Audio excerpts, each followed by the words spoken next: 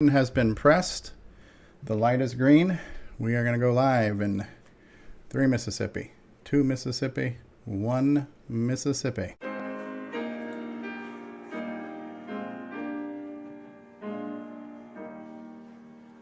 We would like to thank our patrons who sponsor our program. Alan Huffman, Blair Ledoux, Boat Aaron of Amigos Retro Gaming, Brendan Donahue, Brian Weisler, Ciaran Anscomb, D. Bruce Moore, Diego, Eric Canales, Glenn Hewlett, Graham Vebke, Grant Leedy, Henry Strickland, Jason Downs, Ken Reichert, Kyle Etter, Malfund, Michael Pitsley, Rick Hewlin, Paul Fiscarelli, Paul Shoemaker, Paul Thayer, Rob Inman, Alan Murphy, Stephen Wagner, Steve Batson, Steve Rasmussen, Terry Steen, Terry Steggy at the Tandy Shack, The Backyard Shed Gang, Tom C., Tom S., Tim Lindner, Tom Heron, and Tony C. Thank you ever so much, patrons.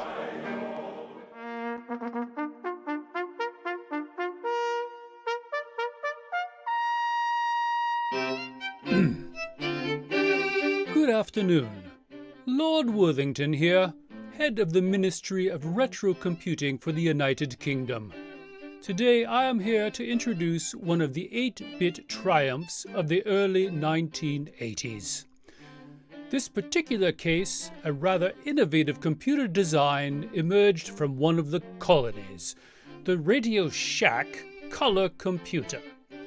Of course, one can always count on the New World for rather quaint ideas, but these innovations often lack polish and dignity. God save the king, and God save the CoCo, as it were. Just a little joke we have over here at the ministry. Right, our Welsh citizens took the pioneering but flawed designs of the American Shack computer and fulfilled its destiny, reworking its blueprint into a rather extraordinary piece of computing hardware, delivering it back across the pond and around the world. Today, this retro computing masterpiece will be explored by leading experts in the field, and it is my privilege, as the head of the Ministry of Retro Computing, to welcome you to DragonTALK.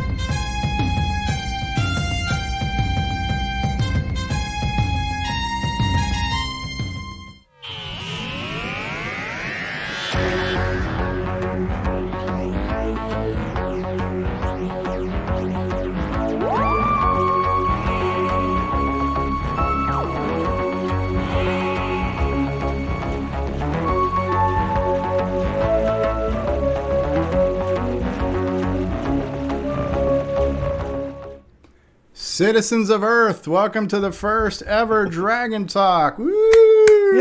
Thank you, everybody, for being here. We've got a huge panel. We've got dozens of presentations. We've got a lot to do and only so many hours in the day. So we're going to get things going as quickly as possible. But real quick, we're going to let everybody who's watching know the format of the show because we gotta keep it flowing. So we are going to give each presenter here roughly 15 minutes to talk about whatever it is they want to talk about. And then we'll have a very brief Q&A section between presenters of about 3 minutes. And for those of you who are watching live, we're going to do our best we can to capture your questions and squeeze those questions in between the presenters. And then we'll have a loose end follow up on any unanswered questions at the end of all of our presenters. But we're going to be looking at a good 5.5 hours just to get through all the presenters if we keep things moving smoothly.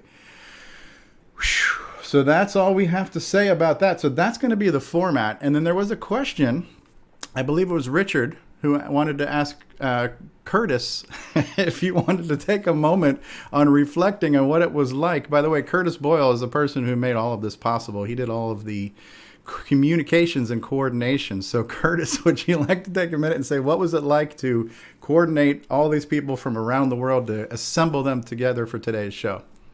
Well, when you guys sprung this question on me right before show starting time, because I had no time to prepare this, I suggested 2 words, herding cats. And then Richard corrected me. It's like herding cats that have wings. So I think that's pretty accurate. I mean, we've been trying to get together a Dragon special for literally years.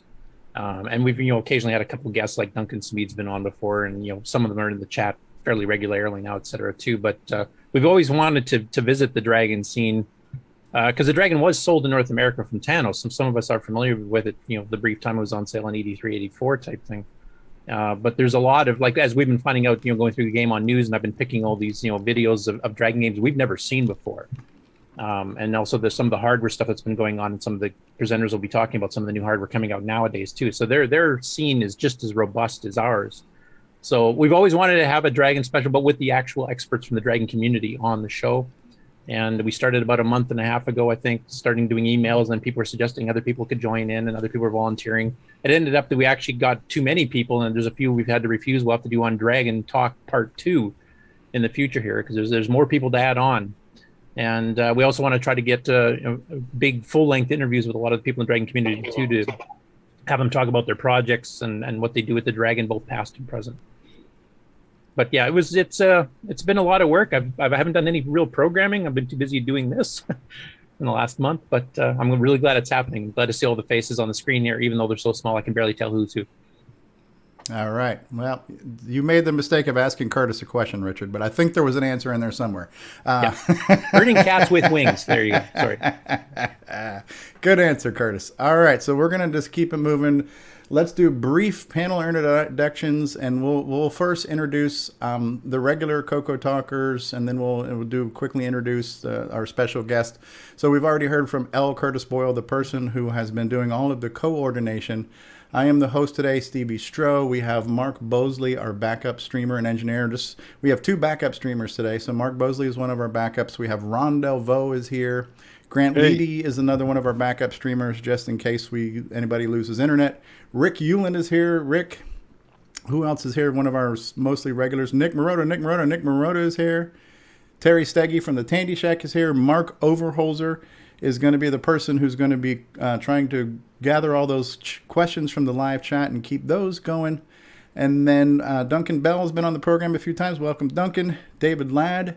Nicholas Marentes, who's also been behind the scenes helping out with the show and helping us communicate and coordinate and plan. And, of course, last but certainly not least, David Ladd is here.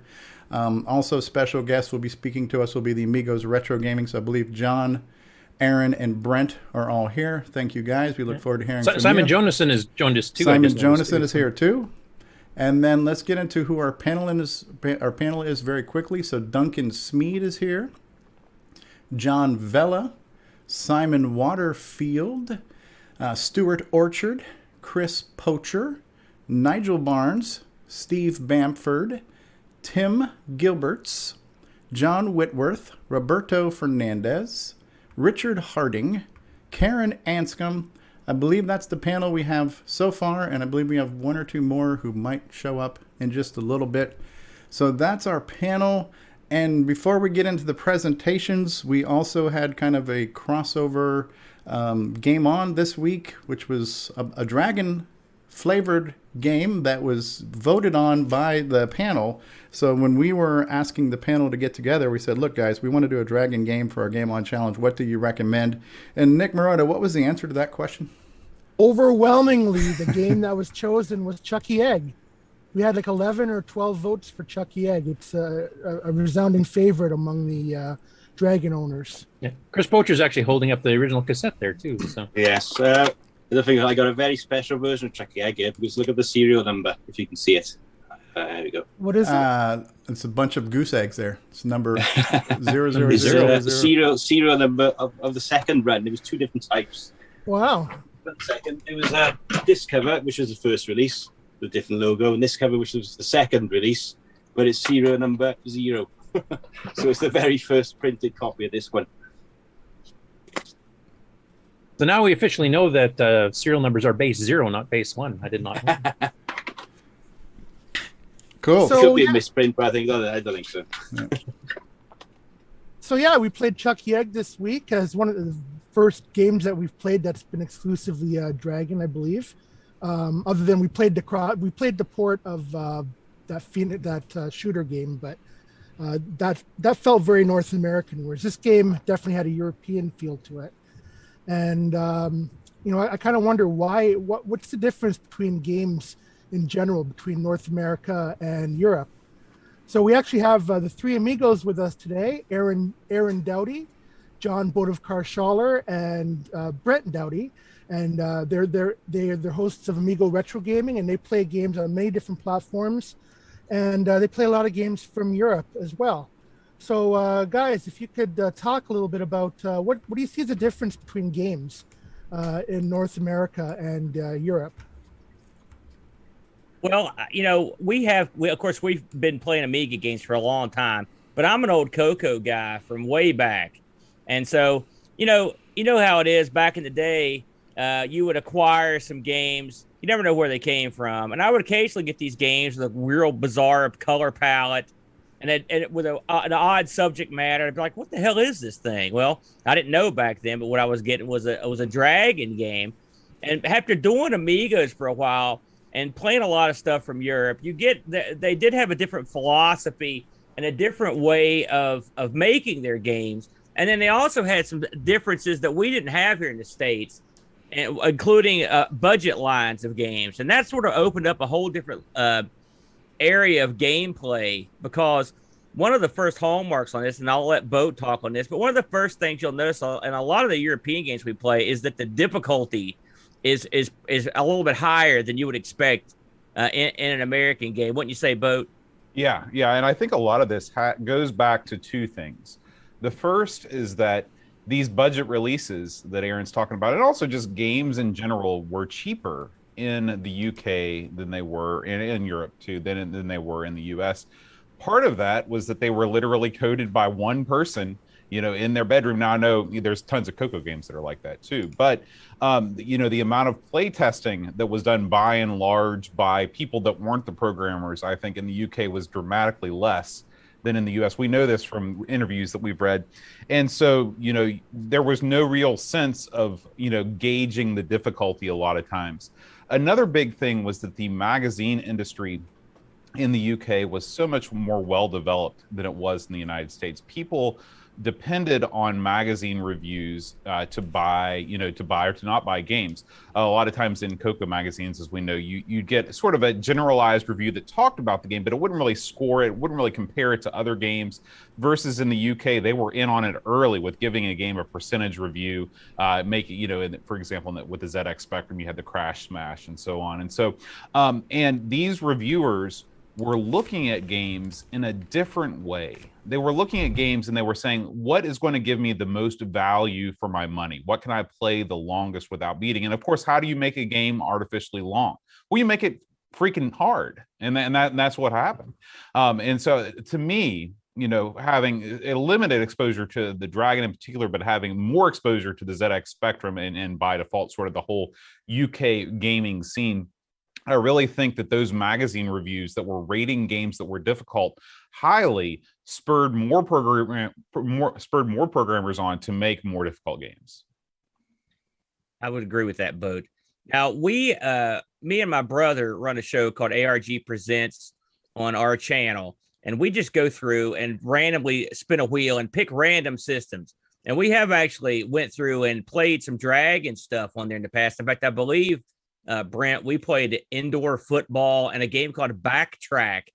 And I have to say, of course, I've been exposed to a lot of CoCo games over the years, but I was really surprised with the amount of jack that they were pushing out with a game like indoor football. I mean, it was really graphically one of the better looking games I've seen on the machine. And I think there was, for us Americans, there are a lot of hidden treasures that are going to come out of the UK and the Dragon scene. Wouldn't you say, Brent? Well, I think the one thing that shows a game as a UK-based game or a European game, besides the difficulty, is the humor.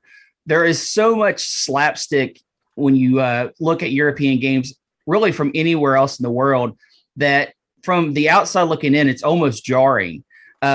You'll find humor in North American games and Japanese games, but I think it really follows along the culture that you'll just have random items that make no sense to the rest of the setting, floating in the air, or you'll come across them and you'll pick them up and you'll be like, this doesn't fit anything. Why is it there? And you ask the next guy beside you and they're laughing their butt off. And the rest of the world is completely confused. I think that's something that really makes a European game is that slapstick humor, along with its difficulty. Even from the Asian side and the North American side, later in its life, when Nintendo was like, they can't have these new levels to Super Mario Brothers. Let's give them Super Mario Brothers 2 because they said it was going to be too difficult for the North Americans. And I think that reflects from the Dragon era where the games were incredibly difficult. So I think there is a basis on that. They were too hard for the North American gamers. Now, for like Japan or something like that, I guess their claim to fame is they have hidden things everywhere, right? You go, and it's not like there's things to show it's hidden. It's just completely behind the scenes and you happen upon it. That's something that is unique to the Asian games, especially Japanese. The difficulty in the humor, I think, is of the European style. North America, it's kind of hard when you mostly play North American games to centralize what makes a North American game unique on the world stage. Aaron, do you have any thoughts on that? Well, I will say this. I think the humor you talk about, especially in the UK, they tend to have absurdist humor, right? Like your Monty Python, just weird stuff being out. And I think of a game like Manic Miner or some of these things where you just got, there's just odd stuff floating around. The enemies are weird. I kind of dig that. I mean, it's sort of a cultural thing. And so you're going to get that sort of absurdist humor that you're not going to see in a lot of. I mean, we've got funny games in the States, but they're not the same sort of. It's just with different areas have different sort of humor, and so the absurdist stuff tends to be hard baked into a lot of the old releases that were from the UK. Don't you think, Boat? Yeah, and I can't help but think that much like many things in culture, everything in the US that seems to come out is very focused group tested. People they pick the theme of a game and they pick the title of a game to try and sell the most units. It's crass American style commercialism, and of course that exists everywhere. But you'd never have a game called Fat Worm Blows a Sparky in the United States. That would never get by anybody. Okay. And that sort of thing was the type of title that you'd see for European developed games. And so I think that, the art and like Brent said, the humor of the UK games, it managed to survive, various attempts by middle management executives to kind of take that stuff out to sell more copies. Yeah. And then we could, this isn't as prevalent on the CoCo, but they're just the general game philosophy, the development philosophy is a little bit different. For example, a lot of games that we play from Europe are collection based. In America and Japan, generally when you play a game, you try to get from you either clear a board or try to get from the end of the beginning of the level to the end as quick as you can. And the European concept's a little bit different. It's often based around getting collectibles, lots of collectibles that will allow you to leave. And so it doesn't sound like a big deal, but it's a huge deal because what they're doing effectively is promoting more exploration. But what that also means is larger levels.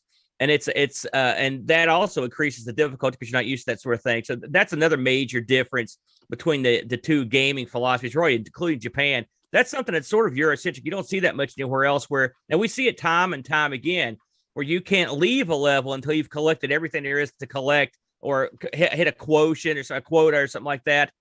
So that's something else you're going to see. I mean, for the most part, I like the UK, especially on the CoCo, the game philosophy. Chucky Egg's a prime example. Now, it's funny, Chucky Egg, I don't think is a particularly European feeling game to me. The concept of it is, the art and stuff is, but it's very, to me, that particular game, which we're focusing on shortly, is more of it reminds me more of a sort of a Miner 2049er, sort of an American-based game that they've sort of shoehorned in some absurdity in to make it fun. It's a fun game. It's one of my favorites.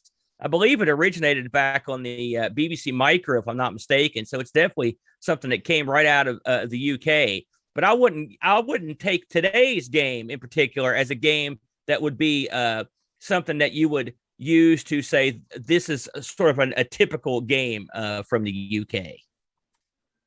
I think even with that said, though, the art, like you said, the art style, the difficulty, I think is very toned down for a European release, centric game. I agree with that. And I think that makes it far more playable, which I think gives it more worldwide appeal. Most people know the title. I mean, even if you're not a huge retro gaming person, I think most people, you say the title and they know at least what you're talking about. They know the character. Of course, it was in a half a dozen games or more. It got released for like everything. That's another reason. It was exported probably because it was playable by everyone. I mean, on the flip side, though, a game like Manic Miner got ported all over the place, and it's brain-numbingly difficult. It's playable by no one. So there you go. It punishes ignorance. You got to be good at it to play it. That's what makes it kind of fun. But not everyone's got the patience to sit down and mess with it. Well, I think that's fair. But yeah, in closing to summarize, I think we can narrow it down to this. You've got games that were more difficult, possibly because of the budget release situation made them want to make those games last a little longer, but possibly just because of the philosophy of the people that made the game. You've got games that they're more into exploration and gathering, and you've got games with a lot of wacky, absurdist humor. I think those are I think that's at least touching on some of the differences that we see most of the time. And I would say your North American releases, like John stated, definitely goes for mass appeal. It didn't, especially in the early days, it was all about making the dollar. So they stuck with concepts that were relatable to the most amount of people. And the Asian market, especially Japanese gaming, I would say it is more story focused in a way. Back in these days, it really pulled a lot from the arcade. So you had a lot of fast action, which is kind of unique for the time, I suppose. But it definitely pulled hard from the arcade, and that hidden item, less about exploring and more about happening upon it, feeling special because you found something that probably no one else knew about kind of feel. John, do you have any thoughts on that? Yeah, it's really hard to say. If we're talking about the Japanese market in the early 80s, I think that, most of what you saw was, you didn't really have the computer and console scene, because we're talking about, maybe if we're talking about in 83, the Famicom had just launched, and the Famicom was built on the backs of, single screen arcade style games. And so just like you said, I think that what the Japanese were focused on, maybe even more than the Americans, if that could be possible, was providing a pixel perfect, or as close as they could, arcade-like experience. And they weren't as willing to kind of, pull the budget back as much as, say, the Atari 2600 wasn't meant to play anything beyond combat, really. It was supposed to be a single year release as they got something else going, and of course that didn't come to fruition. But I think that, if you're looking at the computer releases that were going on in Japan at that time, honestly, I think that they were doing a lot of borrowing from the American market. I mean, Lode Runner was one of the biggest selling computer games in Japan of the early 80s, and that was an American game. So there you go. All right. So, Nick, do we want to go ahead and get into the results and everything of the game this week? Yeah, and I just want to say their comment that this may not have been one of the more difficult games. Well, you can definitely tell by my score. For the first time, it ended up at the very bottom of the list. So for me, I thought this was a pretty difficult game. So anyway, go ahead. You can run the video for the score results. And thank you, amigos, for all of that valuable insight there. Now, we do not have a specific CoCo thoughts this week that is pertaining to the game, nor is it a song parody, much to the dismay of Ron DeVos, I'm sure. But this has become tradition. We basically have a CoCo thoughts that kind of segues into the segment. So here we go, folks. And now, CoCo Thoughts by Samuel Gimes. Today, I, Samuel Gimes, would like to list all the contributions I've made to the color computer community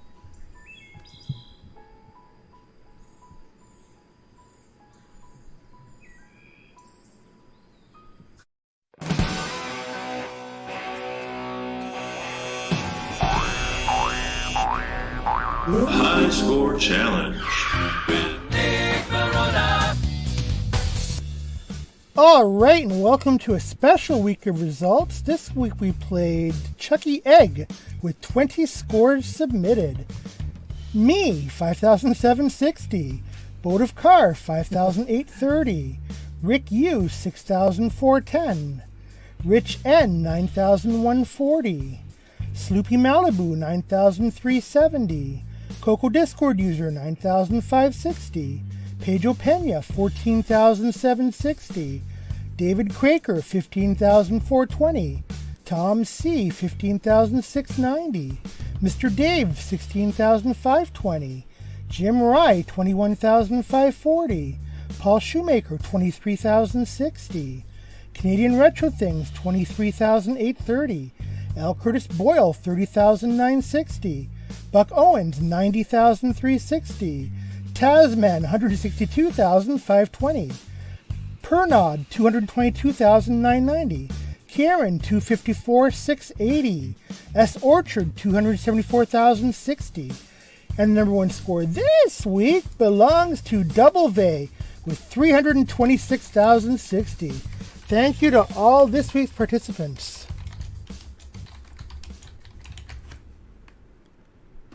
There we go. Cool Yeah, you can stuff. see there was a Buck bit of Owens. a- Buck Owens wasn't the best score, so that's an indication. Yeah, Buck Owens and Taz did really well for us North Americans, but you could see there was definitely a disparity between the North American and the European scores. So, all right, I'm just gonna. Oh, can I share? Stevie? Yeah, I'm stopping my screen sharing right now. Yes, go ahead, Nico. All right.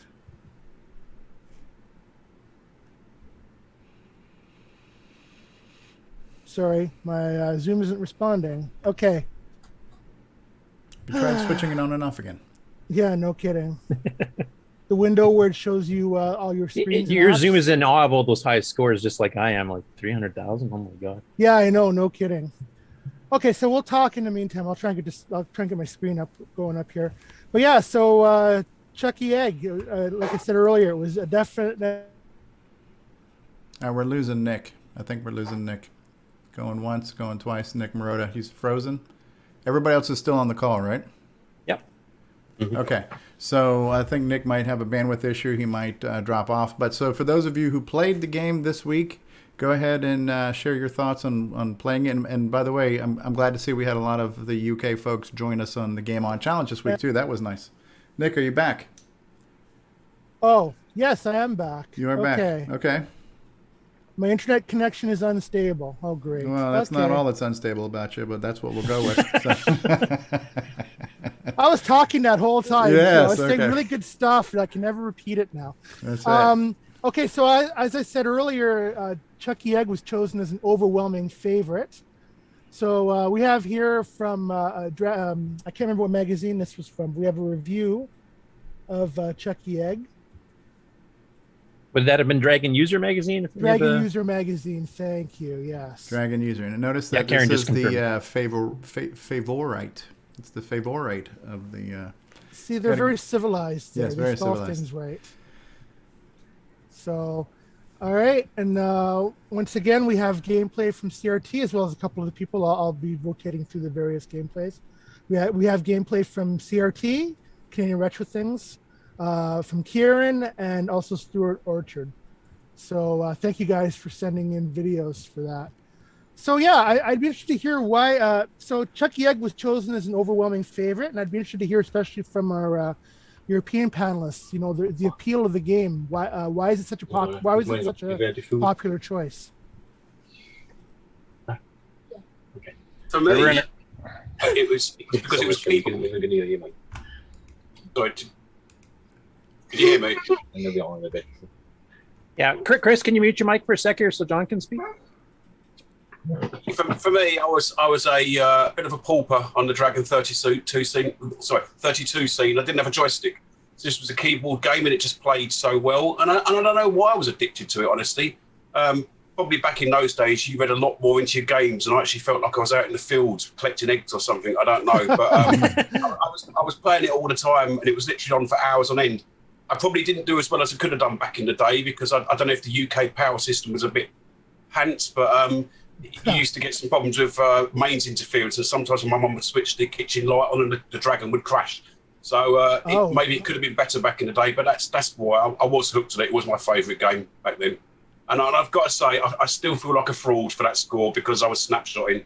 If I'd done it all the way through in one go, I'd feel a lot better about getting the high score. And thank you very much to Stewart for that because I didn't have a clue how to get past that level, the level 27 or whatever it was. That's okay. Now, I know there's been multiple versions of this, and some of you people had mentioned we were doing the emails back and forth setting up the show that you'd played multiple versions of it. So I was wondering, what do you guys think of the comparisons between, say, the BBC Micro, the Spectrum, the Dragon, etc. And how does the Dragon one rank within those ports of Chucky Egg? The BBC Micro version is quite good, I will say. But I will say the one thing about Chucky Egg that's great is that it's not super complex game. It doesn't require a lot of graphic pushing to go through, and it really plays pretty well on just about every version I've tried. I mean, you got to think this is a game that was ported to everything from the Electron all the way up to like the Amiga got a port of this. So that's a testament to its popularity, but also the fact that it doesn't require a lot of jack. I mean, and the CoCo version or Dragon version, I should say, it plays quite nicely. Is it the best version? No, but I mean, it's certainly competent, and you could have a good time playing pretty much every version of it. In my opinion, I'd say the CoCo version is pretty much somewhere in the middle. But I think or the Dragon version. I'm going to say that all day, I guess. But because I played this on my CoCo back today. But I mean, I think they did a good job.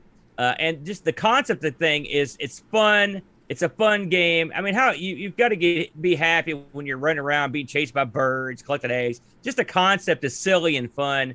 And it looks good. Like I said, and the palette on this is not too abrasive. So that also helps, in my opinion, as well. A very relatable main character, too. Nice round fellow wearing a hat. I feel him. He would fit right in, wouldn't he? That's right. In fact, there were places where his belly got in the way of progress. I know how I know how that feels. Finally, a character for us. So can I just jump in here? Because like my history is with the BBC Micro. So for me, playing the Dragon version, the first time I actually played this version was only like 2 or 3 weeks ago. But back in the 80s, the BBC version was one of my favorite games. So in comparison, I actually managed to get quite a decent score, but I found the Dragon version a lot harder. Now, is it a particular reason? Like, was it the controls? Is it the game a little bit different in spots? Like, I've heard some people mentioning the ducks a little bit different between the versions. Yeah. Well, the first 2 rounds are the same. But on the BBC version, the third round, you have the duck and only the same number of hens as in the first round. Whereas the Dragon version, you get the duck and double the amount of hens. So that third round is a lot more difficult. I used to be able to go a lot further on this. I also found some of the collision detection a little bit different as well. BBC version, when the duck is still caged, you can actually jump through it on the BBC, but on the Dragon, you need to avoid it. You can't jump through it. I made a silly mistake there quite a few times. But jumping wise, everything else is pretty much the same. Bouncing off the walls, maybe a little bit different. Level 8, where you've got the A shape kind of thing, that's a little bit different as well. Timing wise for jumps to get the eggs between the gaps. But overall, I mean, obviously I'm going to go for the BBC version, but the Dragon's a very close second. Excellent. Looks like he can fall forever without taking any falling damage, so I think that's a good thing. Yeah, unless you get through a hole in the bottom, then you're dead. Oh, okay. So the Dragon was one of the versions that had the better physics, as I think of it. The Spectrum version, when you jump, you sort of go diagonally up, diagonally down. On the Dragon, BBC Micro, and I think the CPC as well, you've got a more rounded jump, and it just feels more natural. I think the only real issue I found playing it for me personally, it would just take a while to get used to because we had some CoCo games that had the same type of thing, was getting used to the keyboard controls, trying to run up a ladder and then immediately turn left. You have to kind of hold the keys down, or learning how to jump off a ladder midway up because you have to get to a certain platform. That took a fair bit of practice. I didn't get a ton of time to play it, but once I kind of started getting the hang of it, that's when my score started finally getting above 10, 15,000. And then it's a matter of memorizing levels, like what certain order, like certain eggs you have to get last, otherwise you hop into a hole and die, and then you got to start the screen over type thing. Not too much started over, but you lose a man and have to continue on. But so there's a lot of learning the way the screen is set up and going, okay, that egg I have to get last, or I'm going to lose lives trying to do it in a different order. So a bit of a memorization there too. But yeah, but the keyboard controls is the only thing I really had a real issue with at the very beginning, and that just takes a little while to get used to, and then it was fun. I kind of found myself doing a lot of suicide runs to get quite a few eggs. It kind of reminds me of Cashman a little bit. The jumping off ladders, clearing the screen of items. Yeah, and that little hopping that we were just showing there in the video of hopping between the ladders, left, right, that reminds me of Downline, where you've got some of the ropes you got to get through that. Yeah.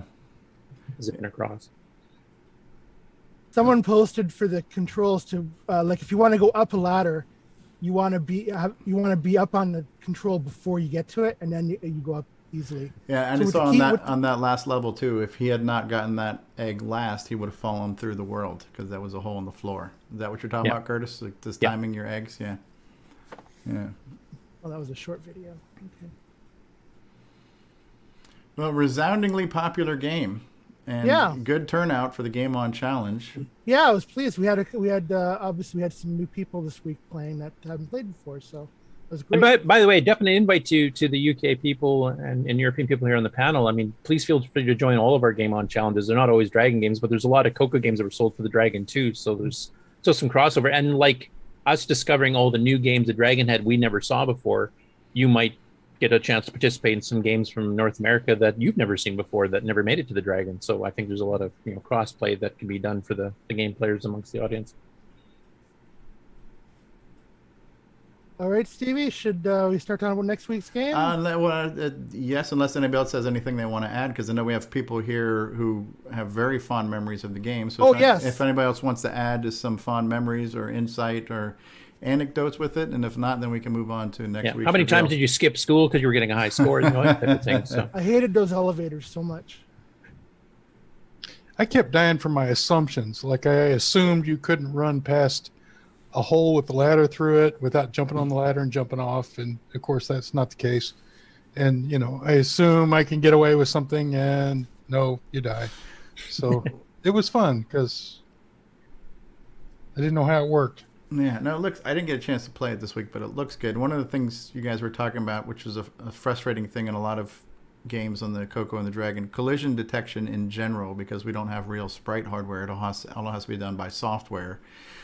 Depending on the game designer and how good they were and how generous or not they weren't in their logic, there were a lot of games, and that's one of the things I think I remember too. I don't know if you guys mentioned that too much, but the kind of pixel perfectness, like you could die by being one pixel off on where you landed or where you touched something. And it's a kind of a common theme on a lot of the Spectrum games and ADG games and stuff like that. So I didn't play this one, but I think was that Nigel? You saying that the collision detection was a little different from what you were used to? Yeah, especially collecting some of the eggs. On the BBC version, I could just nip in. If an egg's right behind a hen, I can nip in and nip back out, just grab it. I was doing the same on the Dragon version, and I was not getting the egg, so I wasn't quite close enough to it. Yeah. So it looks like a fun game. I definitely want to play this. So. Or to mention too, we actually got Ron Delvaux actually submitted a score. He submitted it too late, unfortunately. But for Ron to play, that's saying something. Yeah, well, Ron's other game was The Defense. That was his favorite other game. So we got Ron to play at least twice now. Yeah. It's like an annual tradition. Yeah, right? Exactly. That must be it. So anybody else have any other anecdotes or memories you want to speak on Chucky Egg before we move on to what next week's game is? Going once, going twice? All right, so Nick, you want to reveal? All right. So our next game is we're going to keep the dragon boat going for a little while longer. So we actually picked the second most popular response for which game, Dragon game people liked. So anybody know what this game is? I know for sure some people on the panel will. No, not the rhubarb. The game next week is Rotab, Revenge of the Alien Bongo Beast in the Crisscrossy Lines Dimension. It's got to be the longest game title I've ever seen on the CoCo Dragon. That's a very Douglas. That's very Douglas Adams type title. I was gonna say we're almost missing some wibbly wobbly timey wimey stuff going on here too. So by Stewart Orchard. Hey, one of our who's also our guest interview next week. So yeah. So Stewart, since you're actually here anyway, did you want to mention a couple of things about the game? Like where did you get the concept from? What were you trying to shoot for, etc.? My favourite arcade game back in the day was Time Pilot 84. So I was just trying to capture a bit of the vibe of that game. But obviously on limited hardware of a Dragon, that's a difficult thing to pull off.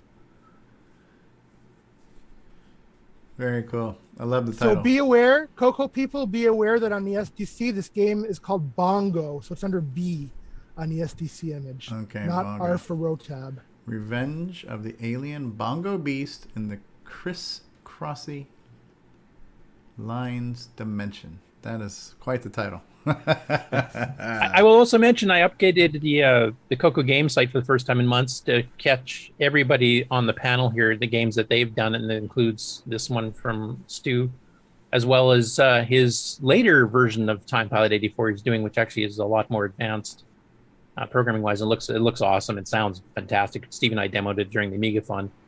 But yeah, definitely get your questions ready for Stu for next week. He's going to be our full-length interview, and we'll get, I think, a bit more into the details about how they came up with some of the absurdist humor, as Aaron was mentioning earlier. Like, oh no, not the rhubarb. Like, what does that have to do with the game? Absolutely nothing. That's funny. Oh no, not the rhubarb. And the crisscross. I see the crisscrossy lines on the screen here, so that must be part of the title. Right? Title's accurate. No false advertising here. Love it. All right, so that's our game for next week, and thank you to all the participants. Thank you to the Dragon participants for recommending Chucky Egg and for playing with us this week. And we'll see you guys next week. Okay. Also, one last thing, Stu, I believe this game was only for the Dragon. This never got cross-ported anywhere else. So this is a Dragon original, correct? That was the intention. I was asked, could I write it for the CoCo? But I had no idea how. At the time, I had no idea what a CoCo was. So I was just asked, don't call any ROM routines. So that's what I did. But I had no idea the keyboards were different, anything like that. So it's just luck that it works on a CoCo. That's awesome. Did you ever get approached about porting it to a BBC Micro or a Spectrum or anything? Or? Oh, no. So when I appeared on the scene, I think the Dragon scene was dying. The national magazine Dragon News had just folded. So the scene was dying just as I was releasing games, unfortunately. Oh, so you had timing like Nick Marentes did there, where he got those CoCo 3 games ready. He was going to sell them through Tandy, finally get a contract in the States, and then the CoCo folded. So. Oh yeah, I feel that. I feel that.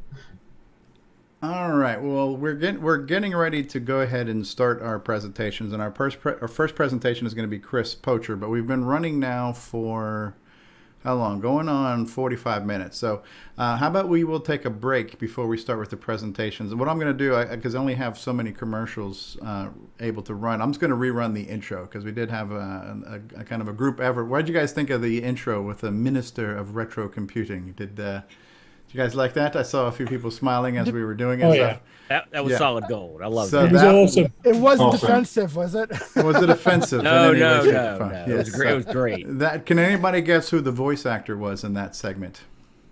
That was Bruce Moore. Sir Bruce of Moore. D. Bruce Moore. That is right. Right. So we're going to run the intro again, which is about 2 minutes, and so we can all take a quick potty break. And then we're going to come back and we're going to get into the rapid speed dating part of the show where it's 15-minute presentation after 15-minute presentation. Hi, my name is Steve. I'm a Gemini. I like long walks on the beach and swimming and sailing and cycling and all that good stuff. So we will run that intro one more time.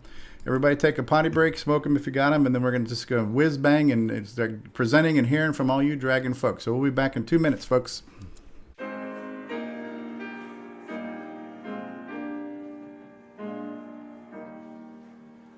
We would like to thank our patrons who sponsor our program. Alan Huffman, Blair Ledoux, Boat Aaron of Amigos Retro Gaming, Brendan Donahue, Brian Weisler, Ciaran Anscomb, D. Bruce Moore, Diego, Eric Canales, Glenn Hewlett, Graham Vebke, Grant Leedy, Henry Strickland, Jason Downs, Ken Reichert, Kyle Etter, Malfund, Michael Pitsley, Rick Hewlin, Paul Fiscarelli, Paul Shoemaker, Paul Thayer, Rob Inman, Alan Murphy, Stephen Wagner, Steve Batson, Steve Rasmussen, Terry Steen, Terry Steggy at the Tandy Shack, The Backyard Shed Gang, Tom C., Tom S., Tim Lindner, Tom Heron, and Tony C. Thank you ever so much, patrons.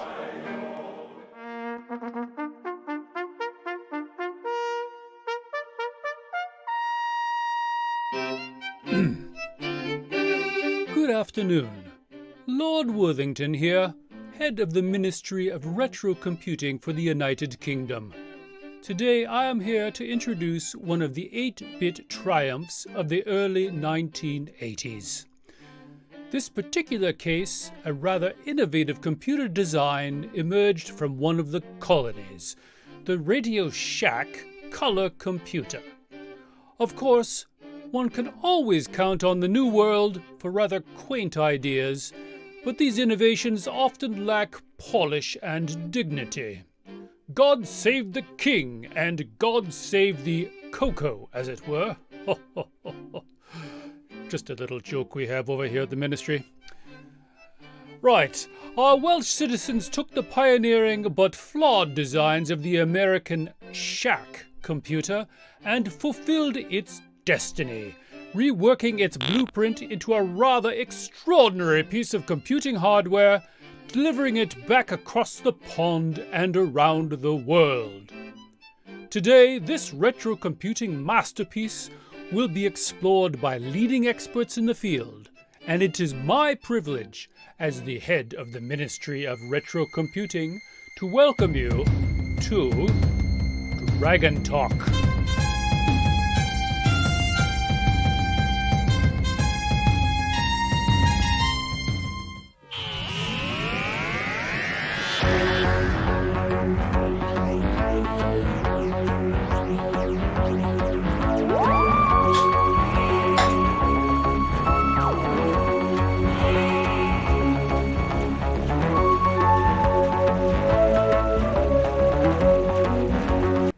All right, so the Doctor Who part was mine. I'll take credit for that. All right, so we're here, and we are going to kick off the presentations, and we're going to kick things off. And so what I'm going to do is I'm going to mute everybody, and then I'll just ask Chris to unmute himself, so nobody speak over the presenters. I'm going to stop sharing my screen, so let me go ahead and spotlight you, Chris. So I'm muting the panel. Hi, Steve. Can you hear me? I can hear you. And everybody, please welcome Chris Poacher. And I think I need to unmute you again. Chris, unmute. Right, hang on. Is that better? Yes. Perfect. All right, thanks for having me. I don't know if I'm going to fill 15 minutes, but I'm just going to waffle for a bit and probably leaves more time for questions. So probably if people ask me questions, that'll trigger things in my old brain and I'll be able to come to answers rather than just waffling regardless. My name's Chris Poacher. I had a dragon when I was 11 years old. From Wales. I live literally 10 minutes drive from where the Dragon Kenfig factory was, which is the second factory. The first factory was in Swansea, then they moved to Margam, Kenfig Industrial Estate with the help of the Welsh Development Agency, where they built the factory. Because my father worked in a factory similar, literally just around the corner from where the Dragon was based, called Bulwar. Like some of you Americans, they build transmissions and all sorts of other things for cars. So because my father worked there, whenever we drive past on the motorway to Swansea, but I always see the Dragon factory with a big dragon on the side. And I was just getting into computers, and everybody else had Spectrums and BBCs and that sort of thing. But it was just something about the Dragon that sort of stood out. And I bought mine from the local Boots store. I think there's something else coming up about that later on. It was on offer. And it was just like, I wanted one of these things, even though it wasn't the cutting edge, it wasn't the best. Everybody was wanting Commodore 64s because they were the in thing to have. And it was just something about the Dragon that really sort of, I just wanted one. And it was the best computer I ever had, and probably still is, actually. But I'm here to talk about the microdeal side of things, really, which is, for those who don't know, microdeal in Britain was basically like, it was kind of like a software house called US Gold, which released all the best American releases for Commodore Spectrum from like companies like you had Datasoft over there. So basically they bring them over here, relicense them, and publish them as US Gold. Microdeal was basically that, but just for the Dragon, because there wasn't a lot of Dragon software around at the time. There was a few other software houses around, but a lot of it was in the early days. You had the Dragon Data itself release its own software, mainly big box titles, but a lot of those were even converted CoCo games anyway. And a lot of them were also educational titles, but there wasn't a lot of mainstream software. And obviously there was a lot of CoCo software in America, which was very popular. And if it wasn't for Microdeal, then we probably wouldn't have had any of those, really, and we would have missed out on the Dragon scene would have been a lot different than it turned out to be for us Brits. So Microdeal was basically started by a guy called John Symes, based in Cornwall in the UK. I got some of the early releases here, which is when they first started coming out, they just had a very generic kind of setup, just basic tapes and a red and white thing. I mean, you probably recognize some of the titles. Flipper was actually, I think it was a CoCo release, but it was a lot of these early Microdeal basic written games were actually, they would come out, wasn't there a CoCo magazine where there was, people would actually, there'd be listings in CoCo magazines basically, and I think there was Mansion Adventure, Jerusalem Adventure, Ultimate Adventure. They were all kind of like type-in programs for CoCo magazines. So they were, with the help of tokenization, they were brought over to the Dragon. So that was like kind of the starting point. And later on, then you had when they started releasing CoCo games, you probably know famous Ken Kalish. Thanks for pointing out. Yeah, Flipper actually had TRS as the computer on the bottom. And I didn't even figure that out until a couple of years ago, because I didn't know what I mean. I didn't even realize the CoCo existed until a lot later into the time that I had the Dragon, probably about 3 years in, really. I knew there was like a magazine available for it, but I kind of, there wasn't much call for it over in Britain because there wasn't many people with CoCos. I think the first time I actually saw one, I went to a Tandy shop because I was basically I used to buy blank tapes to copy music. And he was like, what's that? Why is there a Dragon game playing on a computer there? That's a bit strange. And it was a CoCo 2. I'd never seen one before. And it was like, wow. And it was all these, and I noticed then, you used to get the computer shops, the old little spin around rotundas where you'd have like, where you used to go in the video shop, there'd be videos, they had one of those in Tandy with cassettes or Microdeal cassettes. It's like, I've got that game. Why is it different? Why is it saying TRS-80 on it? So, the love for it kind of grew, really, because when you bought a Microdeal game, you kind of knew you were getting something a little bit more special than what else was out there. There was always a consistency of quality, I found. Even if the game, whatever they were, whether it's written in BASIC or it's machine codes, John seemed to pick the best games that America had and just brought them over. And then, as you can see in the collection behind me, my daughter's managed to open the door a minute. Can you shut the door? It's blocking half it off. I've got near complete collection of Microdeal games there. There's a few, literally only a couple of from Tandy I'm missing, but I've also got the famous games that were released for the Dragon. There's also Tandy, and then later on, a lot of them actually ported over to the Atari 800 and some for BBC. There's a couple of Electron titles. There was one for the VIC-20. What else was there? Yeah, there's just a vast array of the games got spread out, and because the later games always had this really lovely artwork on them, they're always used to wrap around. I would love to find out the artist guy who created them all, because they've always had the big yellow band on them from Microdeal, and when he saw that, he just thought that's going to be good. And 99% of the time, it usually was. They always held your interest, basically because they were taking the best of Tandy games. A bit later on, they kind of merged into doing their own magazine called the Cuthbert Chronicle, which is basically what Microdeal wrote it, and it was, in a way, it was kind of just a way of promoting themselves, really. So it was like an in-house magazine, and they'd have like city competitions, and it was just adverts for everything. You could see you could buy mail order stock cheaper as well if they had like a micro mail order form. Yeah, and you probably notice a lot of these. You notice a lot of the games. Worlds of Flight. Pretty much all these were Tandy games that came out. You know, there's Time Bandit. But looking at this was kind of the only outlet for Dragon. There wasn't much else apart from Microdeal and what was going on, and they just seemed to like colorize the whole thing and just made everything really exciting, really, because you know there wasn't a lot of apart from these, you kind of had mostly educational software from likes of Shards and Salamander, and if somebody's played any of the Salamander games, they'll know exactly what I'm talking about, especially the Night Flight, for instance. I go on to the little Cuthbert guy.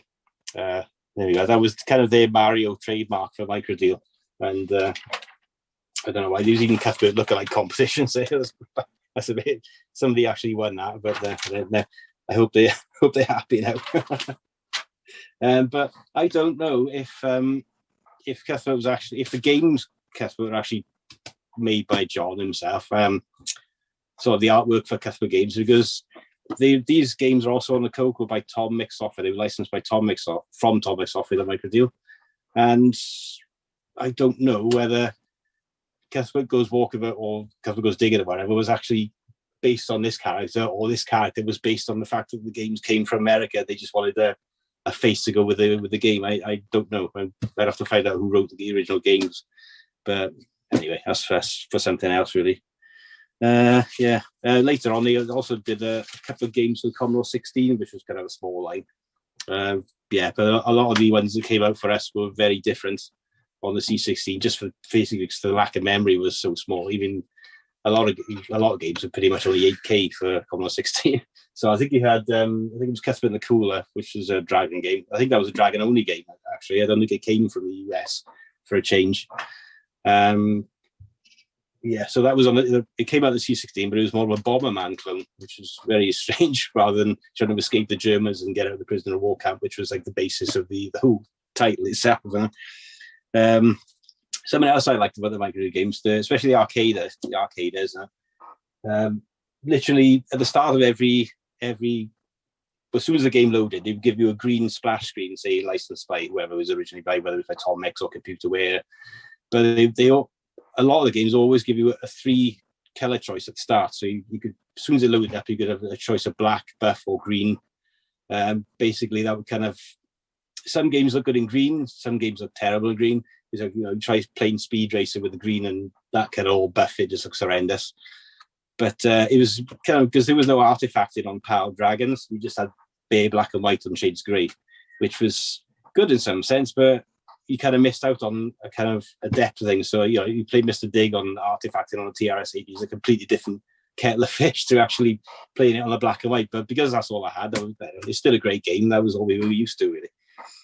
But yeah, things like Shock Trooper, you play that on pure black and white, and it's a far nicer experience than looking at the sort of muddy blues and orange that you used to get with the artifacting. And again, I only noticed that when playing emulators for the first time, because that was never an option to us. And I never even realized why we had black and white with this. Quickly, last thing, Microdeal also had a sort of a budget release as well. You were talking about budget releases earlier for games. I mean, kind of all games were probably compared to American prices were budget, because I mean, I've seen adverts for Coke games and they're talking like nearly $30 for a game. I know the exchange rate was different, but the majority of games over here, when they released on a cassette, they were literally about between $5 and $7.99 maximum for the best games. And there wasn't really a lot of alternative. You could buy disc versions, but the disc drive owners of the Dragon were so few and far between, and they didn't really sell a lot of them. They did publish them, but again, 90% of the software they sold was all cassette based anyway. So that's probably why they kept the price down. And we got, I think it was Demolition Derby was one, and probably a few others. They were all kind of like CoCo pack cartridge games, which were basically ripped and grabbed and put on a cassette with a Microdeal loader, and then we had them. So we got to experience a lot more than what we could have. So many thanks to John for that, really. Last thing, Shock Trooper was on the Dragon. And again, he was saying there's a lot of games you probably saw that we never did, and vice versa, that we saw that you never did. Because So I've got an SDC for my Dragon, which I can switch into CoCo mode, and come across a game called Tut's Tomb. People probably heard of that.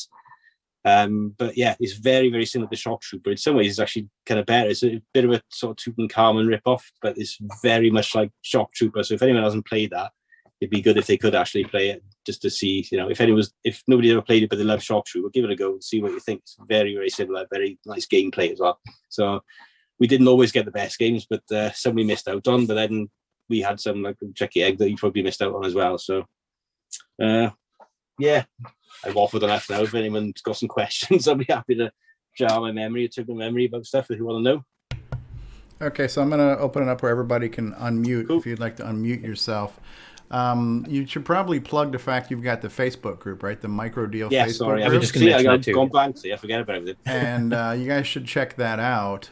What I loved about the Micro Deal, the artwork of the cassettes, those J cards. That's right. Yeah, the Dragon artwork was superior in every level to us American software. Ziploc bag and a photocopied crap stick figure drawing is what we got. So I know. I was shocked when I saw that the first time. I was like, "What? Are they paying all that money for that?" But he didn't think of it. I'm sure there was only one guy or one of several guys that did the artwork for Micro Deal, because it's very consistent across the whole range of games, even from the very early titles to later on. There's always a nice enveloping thing. It kind of give you more excitement into the game rather than if you just had a plain inlay. You're looking at it thinking, what to expect from this, but it kind of like fires your imagination. I think, oh, that looks really good. I mean, maybe the game might not have been good, but it was the first step to getting you more into it, I thought, rather than just kind of reading an instruction manual that was photocopied. Yeah, you guys, I mean, we had one or two American companies, like Mictron used to do a nice full color photo on a piece of cardboard that they'd insert into a baggie with a fairly plain cassette, but you guys actually did like the tape cases and everything else and the labels. And I think Mike really got it right. They just did the single cases, but there was a few other software, Salamander and Dragon especially. They just went overkill on big plastic boxes of you're just like way over the top, And for a single cassette game, you'd have a massive, huge box this size, because compared to a single cassette, And it's like, look at it. You can't store that in the shelf. It's just ridiculous. I mean, you're talking like sort of the kind of things you get with PC boxes with a huge manual, in like sort of Call of Duty kind of size. But for a little cassette game, it seemed a bit over the top. So. But maybe they sold more. I don't know. Yeah, and you've put up some really fascinating pictures of some of the cassette designs and different versions of the same game as time progressed. Yeah. Now your Facebook group is private. You have to apply to you basically to get on it. But it's easy, just to keep any sort of like random people who just want to cause trouble out. I'm sure you guys are all fine. I've been a fan of the artwork. It's not really a repository for the software. It's just nice to have just the artwork and the feel of the company. And we've actually managed to get hold of John Syme, so he's actually joined the group himself now, the creator of the Micro Deal. So that's a really nice thing to have. Okay, cool. Yeah, actually, if you can, after the show here, but if you can get me in contact with John Syme when we do our Dragon Talk special part 2, I'd love to have him on. Yeah, I'll do my best. Yeah, if I get in touch with him, see what he says. I'll send him the link to the CoCo Talk live session after this, and then see what he says. He seemed a bit, I don't know. When I contacted him, I think he didn't seem massively sort of happy to share stuff. He seemed like it was just a part of his life. But hopefully, this will jar some nice memories. He'll be able to tell us stuff that only he will know, obviously, because a lot of us, we were all kids back then. We're just kind of speculating. You all get caught up in the magic of the product, So that was the timer for your 15 minutes, but we still have time for some more Q&A. So you timed that perfectly. Thank you, Chris. But anybody in the panel have anything else they want to chime in, just on memories of Micro Deal or just questions for Chris? Just a quick one. I suppose if you've got in touch with John Symes now, was he the role model for Cuthbert, or was it Bill Gates? I knew this was coming. I don't know. What do I say? Having seen a photo of him, I would say yes, it was him as a young boy. But then again, like I said, because the games came from Tom Mix, did he just create that from Cuthbert's? Was which came first, like a chicken and egg thing, really? Which came first? Did the Tom Mix game come first, and Cuthbert was created because of that, or I don't know? Because the first two games seem to be from Tom Mix software, but the later ones, Castle of the Jungle is obviously Trapfall, but when they load it up, the Trapfall by Ken Kalish has been removed. It just says by Ken Kalish when it loads in, so they obviously removed that. And the ones that came later, it was like Cuthbert in Space. I think that was also an American release, but I don't know. I wouldn't like to say Cuthbert didn't go, because it seems like Cuthbert's been everywhere. He got around. He's been on the drink as well, apparently, looking at one of the catalogs. Yeah, Marco. There's one question from Grant Leedy, and it was kind of generic. How many games were available with Dragon? I don't know if you meant microdeal games or all games.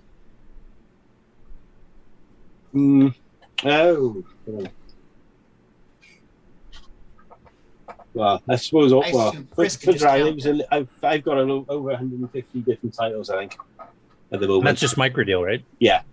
I got a couple of fruit boxes stacked up with all other Dragon games. I mean, there's other software companies. A lot of the major player software companies, they all kind of started out early on supporting the Dragon, but then they all kind of got rid of it and pushed it to the side. There's like your Ocean games that we had Hunchback and also come out on every other platform. We had Hungry Horace and Horace O'Skane. We had those who were really good conversions.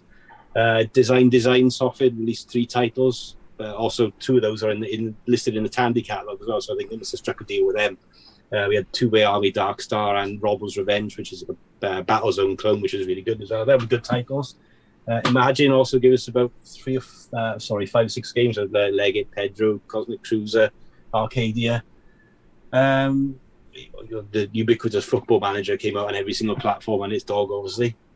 And a lot of it was sort of Salamander and Charles Software were mainly sort of basic and educational games and adventures, but the majority of the good quality software would, in large amounts, came from Microdeal, but they were smaller pockets of good programmers as well for the Dragon, but it didn't seem to support it for very long, unfortunately. Okay. Which is a shame, because he was a good machine. We have less than a minute left before we have to move on, but Mark Overhose will grab this question for later. We have a question saying we'd be interested in knowing who used the All Dream Editor Assembler package for their software development for the Dragon. We don't have time to address that now, but we'll try to get to that after everybody else is presented. And I'll give you just a quick bit here, Chris Poacher, on the Ken Kalish games. Ken Kalish, I actually interviewed him by email. It's actually on my site. I think I remember reading the web too of that. Yeah. So his original games were all for the American market, but he actually didn't like how he was dealt with some of the software companies, including Tom Mix and Med Systems, etc. So we actually ended up, his last 2 games were exclusively Dragon, and he much preferred the market and the Dragon. He was much happier with it. Do you know which games they were off the top of your head, though? The ones he did exclusive for the Dragon? Dungeon Raid would be one of them. Dungeon Raid and Athletics. Oh, nice. I've got those, but I've also got Tandy versions as well. So perhaps they were Dragon first, and then Microdeal ported. Yeah, they were Dragon. He run for the Dragon UK market first. I didn't know that. Oh, good. Because I've got both variants of those on the shelf over there. Yeah, your Facebook page has got some awesome photos of some of the cassettes and the different generations of them when they switch company logos and stuff too. Yeah, it's like this. It's like a labor of love for me. Really. It's like, I don't know why, but you just do it because you love it. I got a question. We're out of time. Save it for the end. Yeah, Ron. save it for the end. We had a brief period of time. Where is Karen on my screen right now? Karen, make a noise so I can find you. Hello. There you are. Okay, there's so many people on the panel here. So we are now going to spotlight Karen. Welcome, Ciaran Anscomb, to the first ever Dragon Talk. Hello there. So, first of all, I'd just like to give a shout out to Mike Kerry in the chat, and I use DOS Dream all the time. Dream was basically the best assembler for the Dragon.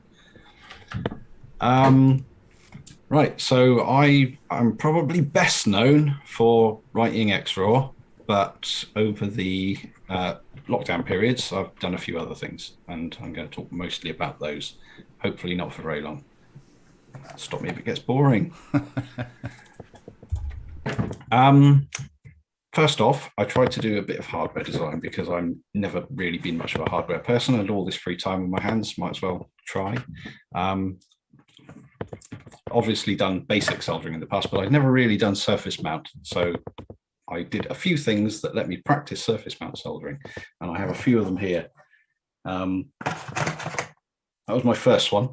There we go. That's a 128K RAM board for the Dragon with a, if you know what you're looking for, a very obvious problem with it. but it did work, and it did give my Dragon 128k so long as you didn't go into double speed mode. It also let me play with CPLD programming. There's a little Xilinx there. I'd never done that before, so that was worth doing. And for anybody out there who's worried about doing surface mount soldering, it really isn't that big a deal. If you've got a magnifier or something and some tweezers and a steady hand, then go for it. Don't be worried. Another thing I did was this, which you will know, you'll recognize that form factor. I've had a PAL CoCo 3 for quite a while because Brian Palmer sent me one from Australia land, but I never had 512K for it, so I made a little 512K board. It works. And obviously I did the thing where you do a joystick interface. But I made separate fly leads with either 5 or 6 pin connectors that just plug in with a little RJ12. That was fun. That's my hardware. Oh, I also transcribed the circuit of the Dragon 64 and did a PCB layout for that. But unlike Pedro did for the CoCo 2, I haven't actually been brave enough to get it made yet.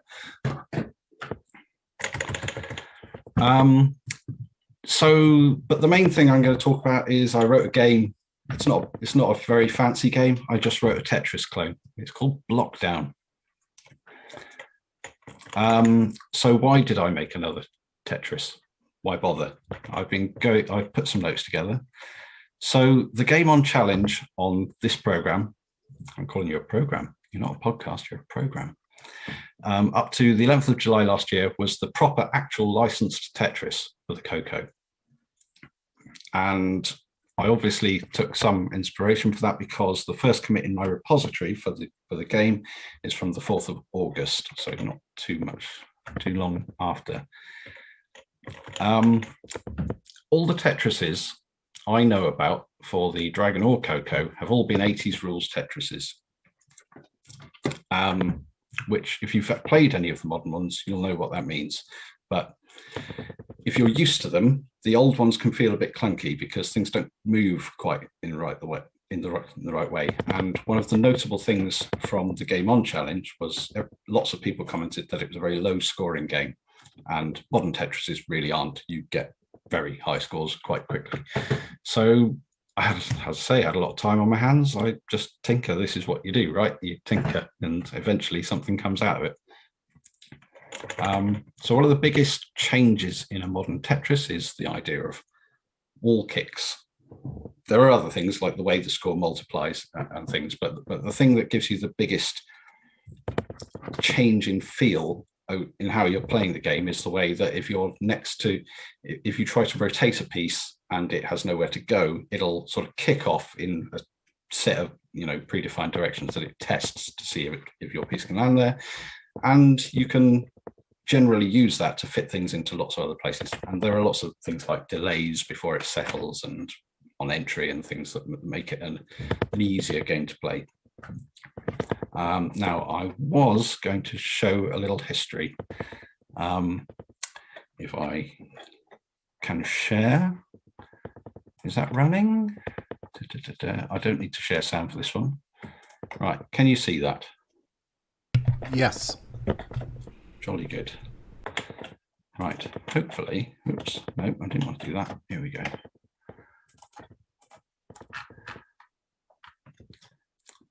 This was how it looked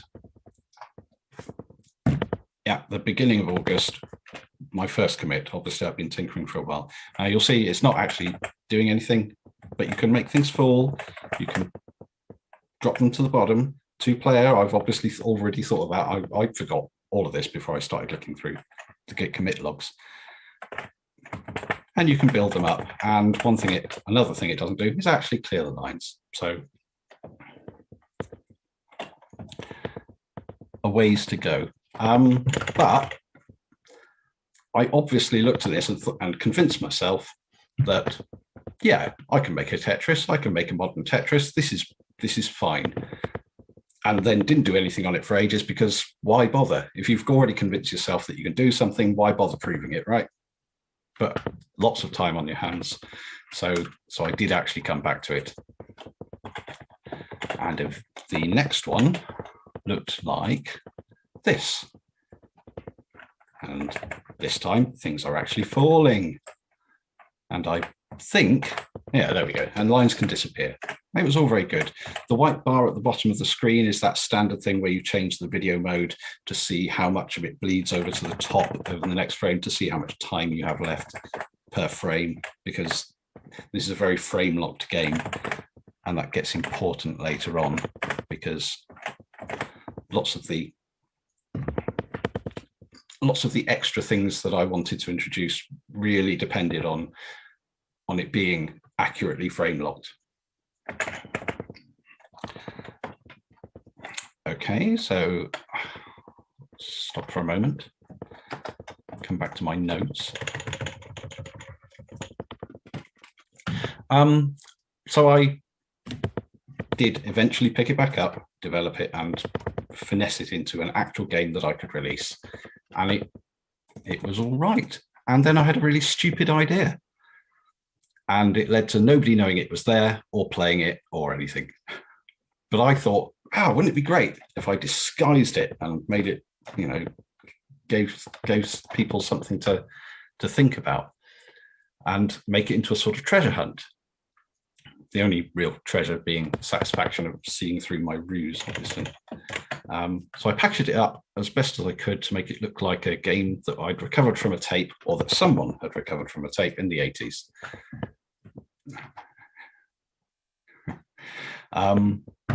Where was I? Right, and here I need to apologise to Guillaume Major. I don't know if that's how you pronounce his name, sorry. Because the Colour Computer Archive is the only place I could find where I could upload things completely anonymously. So I did.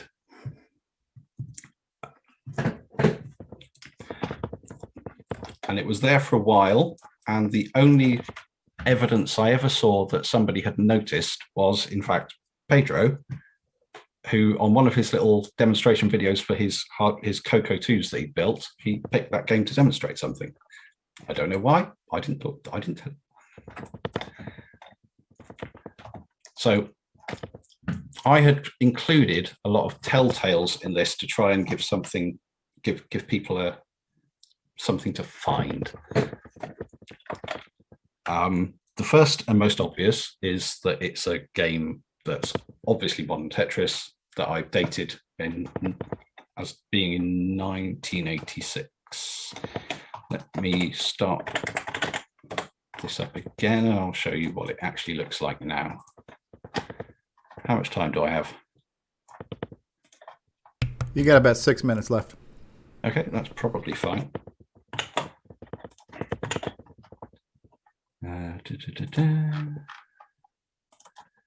Here we are. Here's what it looks like now.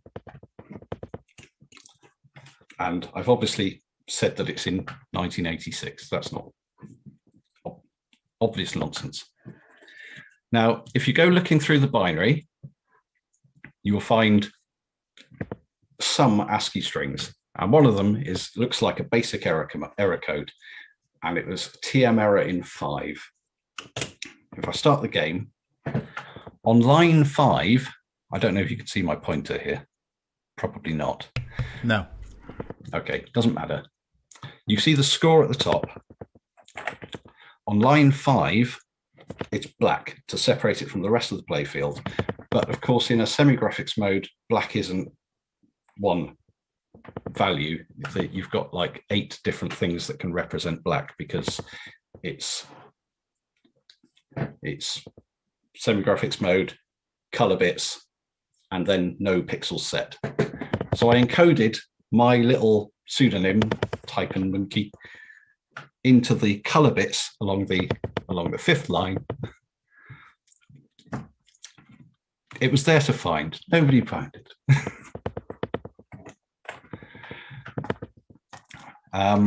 What else was there?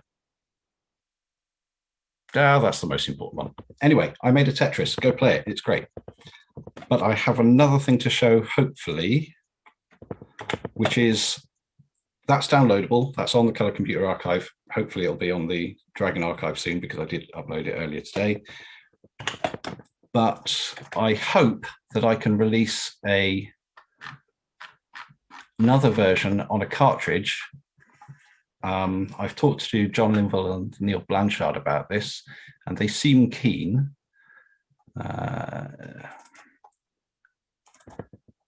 Which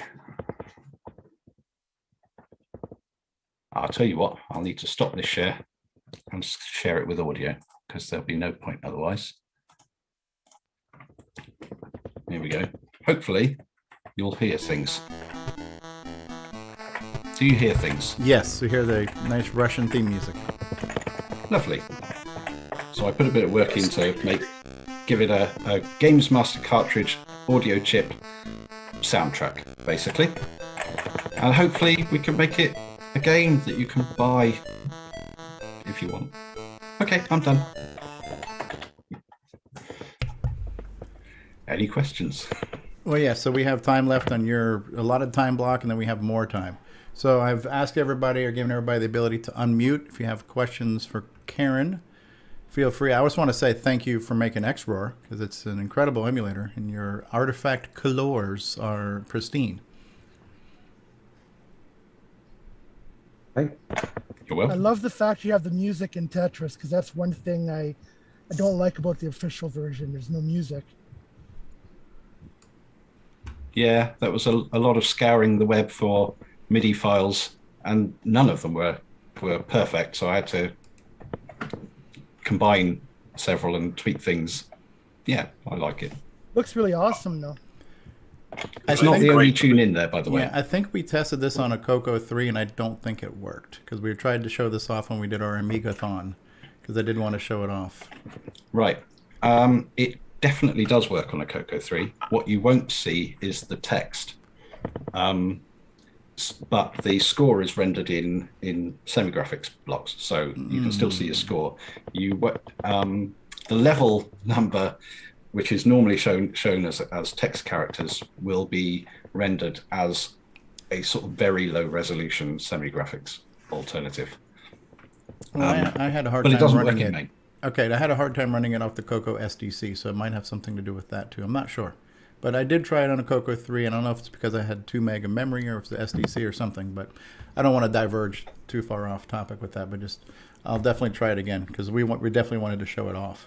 It's on topic. I don't have a NTSC CoCo 3, so that might be part of the problem. Yeah, if you're doing frame locking, maybe it's a 50 versus 60 hertz or something. Was that a problem? I don't know. I'll try it. I have a couple comments. One, Aaron Dowdy had mentioned too, is that you did that really cool custom font where you're changing the scan lines of the text characters to kind of give it. Now, did you base that on the original? There was another Tetris on the Dragon that used semi-graphics that also made Russian-y looking characters using the same technique. So yeah, that's one of the best Tetrises for the Dragon that I knew of. I mean, there were two good ones. One was Sarah Bergen's Tetras, and this was Ola Eldoy's Tetris, which was in semi-graphics 24, had sampled sound, and yeah, did a custom font in much the same way. This mine's in semi-graphics 12 and will run on a 16K CoCo. So different target, different gameplay. You might like it, Curtis. The Ola Eldoy's one uses a joystick. Now, I don't think that works very well, but you seem to love joystick control. Tetris keyboard.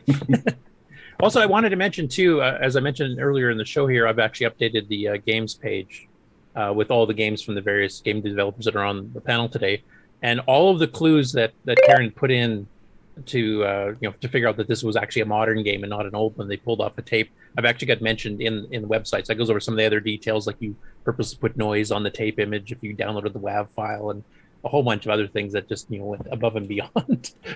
Yeah, I'd be interested in comments about that, because I've made the original WAV available, and I want to see if anyone can see what's in there. Okay. Well, yeah, definitely thank you for X-Roar, and thanks for being a great part of our community and helping out in Discord and watching our show and joining us today. Probably worth mentioning Dungeons, too. We're in our 3-minute buffer time right now, but Dungeons was a great program you released. Yeah, that was a port of a rewrite of a BBC Micro game, which I really enjoyed playing when I was a kid. However, it really needs multiple players simultaneously. Otherwise, there's not really much fun to it, and there's not been much opportunity for that in the last year or so. Great I still have some tapes left though. Yeah, I have They're one. in the other room, so I can't show you. We were talking about micro deal, but the artwork on the tape and the color and everything else in the J card, it was a great production. Worthy. I got them professionally made. I got the tapes professionally sort of running so that they're exactly the right length, and yeah, it was. You have a Game Master cartridge version of that with the extra sound as well. That I've got a link in my page of that where people can contact John to get the GMC board, and then you can burn the ROM. I think you have instructions on your site for that too, so you can play it with full background music. So long as you have one of his Games Master dev boards, then you can burn that to a ROM and use that, or an EEPROM more likely. And it is better. It's got the original BBC sounds. It's got so the tape release simulated the sound chip in a BBC Micro to play the music. This one obviously has the sound chip that was in a BBC Micro, so it just plays the music. It's a nicer experience, but I'm not going to try and sell that one because it's so obviously a rip-off of somebody else's game. Oh wait, so's Tetris. Oh man.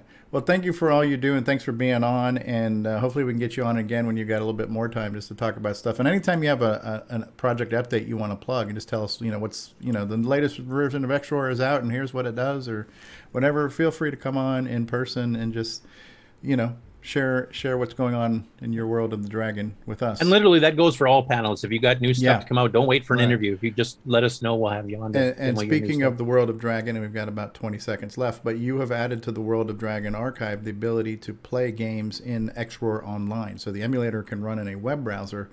So if somebody wanted to play any Dragon game, then go to the archive and play it. And that is amazing. Yeah, both the Color Computer Archive and the Dragon Archive both have a now local instance of XROAR Online on there. It seems to work. Do we have time for a quick question? Yes, go ahead, Mr. Orchard. How old is XROAR now? I think it started in 2003. Wow. Nearly a decade. And I was originally writing it for a GP32. I've told this story before, but I can tell it again if I've got more than a minute. Go ahead. I originally wrote it for the GP32, which was a little handheld thing, a bit like a Game Boy Advance, but more open. Because Jeff Minter on his forums had pointed out that this platform existed, and then it was a great platform for emulators, and obviously there was no Dragon emulator. MAME wouldn't have run at any sort of decent rate on it, so that's where I started. There, and GP32 and Solaris, that's where it first ran. Fantastic. Excellent. Thank you for that. Well, our next speaker and presenter was with us, or was with the Dragon from its inception. And so we're going to hear hopefully some good history and anecdotes and everything else. But please welcome now to the programmee, Mr. Duncan Smead. Thank you for joining us, Duncan. Hello, everybody. I feel a bit of an imposter, actually, because I've not developed games for the Dragon. I was involved in the very early days because I was a consultant. I was the University of Strathclyde computer science lecturer. Motorola at East Kilbride were looking for somebody who could write a BIOS, which is the abstraction layer between the Microsoft Dragon Basic and the hardware. And I was pretty good assembly language programmer. And so one of my colleagues said, Duncan, would you be interested in this? And I said, yes. Okay. So as you can see here, that is the very first Dragon that breathed fire. That's the prototype. And I blew the ROMs for that machine. And a bit later on, once I had started with Dragon, I liaised with an ex-colleague of mine, Ian Somerville, and we wrote Inside the Dragon. Now, Ian Somerville was actually a prolific author, and he wrote a software engineering textbook that even to this day is probably the definitive textbook on software engineering. So he had the wherewithal and the technology to actually typeset the book, and I provided the majority of the content. So where do I start? Well, I was a consultant for Dragon Data, and as a lecturer, I was happy. So I wasn't an employee of Dragon Data in the very early days, but they did make me an offer I couldn't refuse. And so I joined them as system software manager and helped develop, obviously, the Dragon 32, Dragon 64, the Dragon Alpha, otherwise known as the GEC Professional. So I think I'm not going to talk for my full 15 minutes. I'd like to give opportunities for questions. And one of the most obvious questions I get is that, oh, did you meet Bill Gates, or what did you do when you had to integrate the BIOS with the Microsoft Dragon Basic? And well, they actually flew me to America for a day. And I remember going to the immigration desk and they said, what are you here for? I'm working. How long are you here for? A day. And they just couldn't believe the fact that I'd actually turned up for a day. So I did meet Bill Gates. And when I was being driven to, basically, the person I was speaking to, I can't remember his name now, but he was in charge of the Microsoft Basic development side of things. And I remember him driving me back to the airport and said, Duncan, you know, we could probably get you a job here if you wanted. And I'd actually seen the working conditions of some of the Microsoft employees. Now, this was in the days when Microsoft probably only had several hundred people. And I remember walking past cubicles where people were in rugs, blankets, working away in a windowless cubicle. And I thought, that's really not for me. So I went back to lecturing. As I said, I made an offer I couldn't refuse, and I worked with Dragon Data. Lots of other people have far more insight because they've done the research of the history of Dragon Data.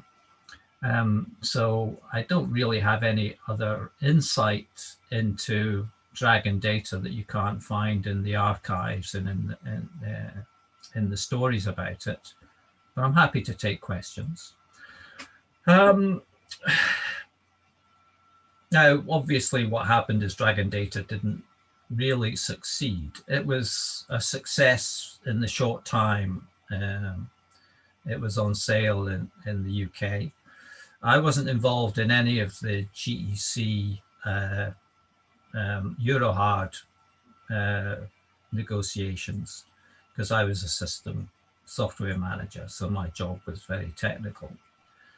But I had a great team behind us. And when Dragon went bust and GEC took over, there really wasn't an opportunity to develop new machines in the way that we wanted to.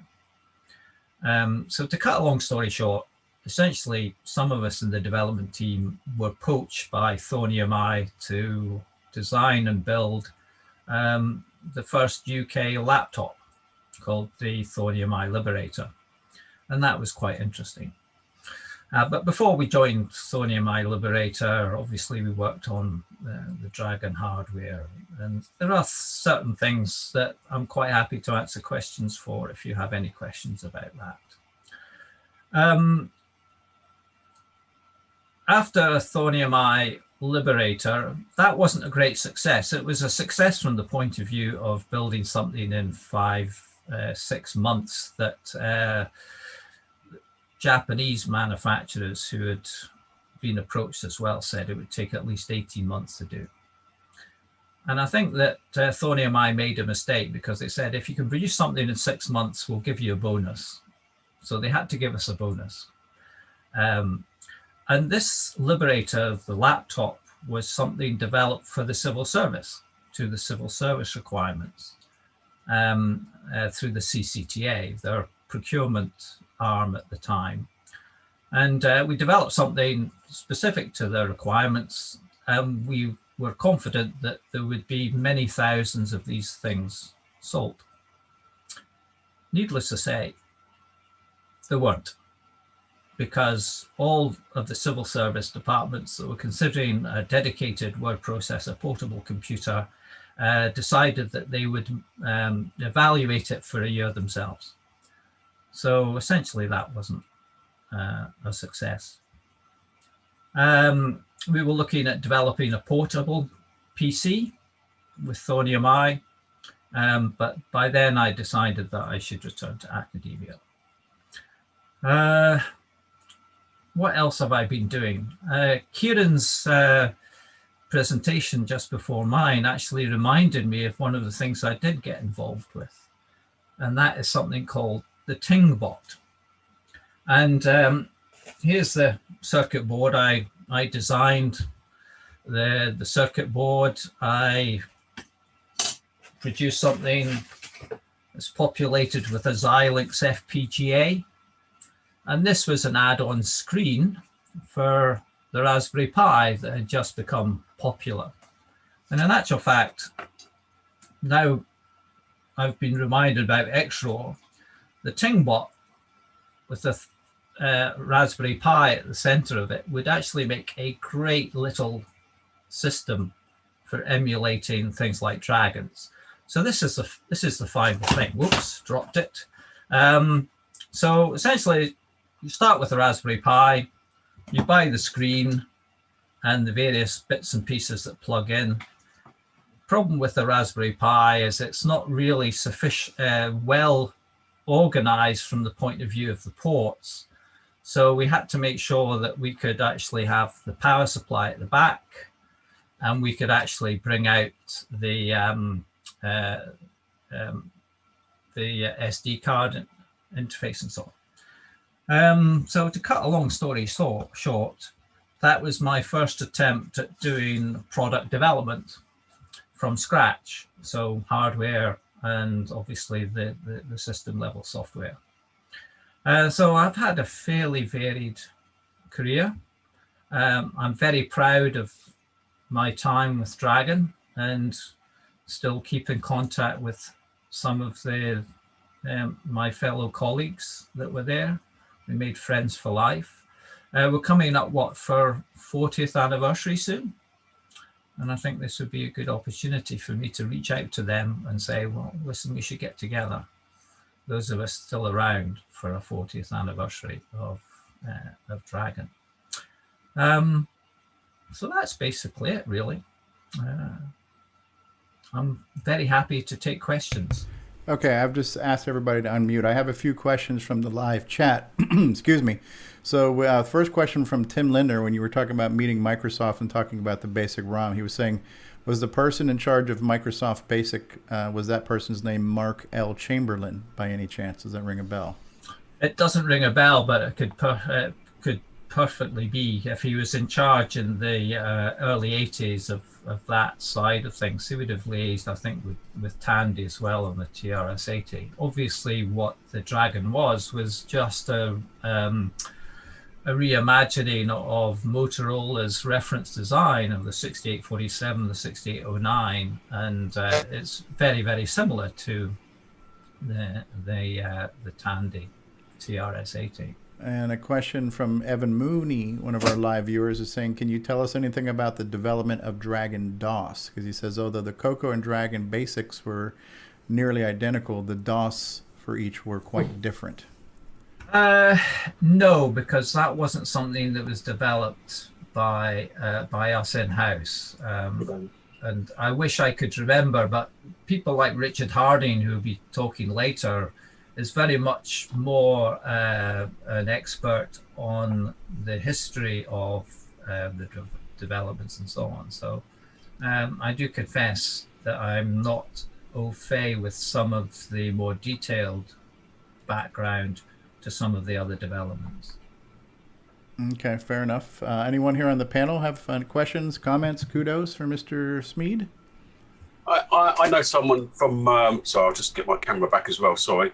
I know someone from my current work who used to work at Dragon Data, and he said that he doesn't remember much about it. He just certainly didn't know you, Duncan, but he said he remembers a time when he was there and there was a great big panic because I think the PCBs had come back for the Dragon 64, but they started trying them and there was a load of noise and the thing didn't work properly because someone had put the video lines next to the data lines or something. Right. Do you remember anything about that one?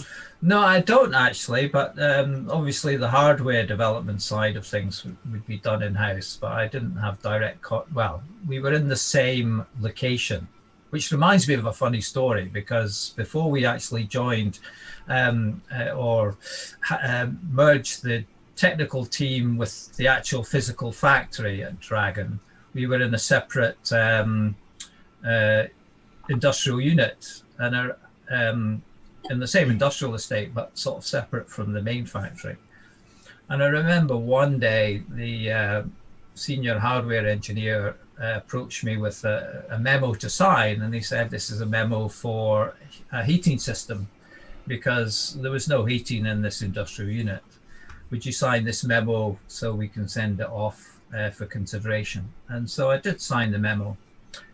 A bit later on, I was called into the boardroom. There was a board meeting going on sometime later, and I was asked to explain why I had signed a memo for 8 pairs of long johns and underwear. And ever since then, I've always read anything I've signed. So that was them having a bit of a laugh. I think it was a very early case of eco-friendliness, so to be honest. Yes, yeah, yeah.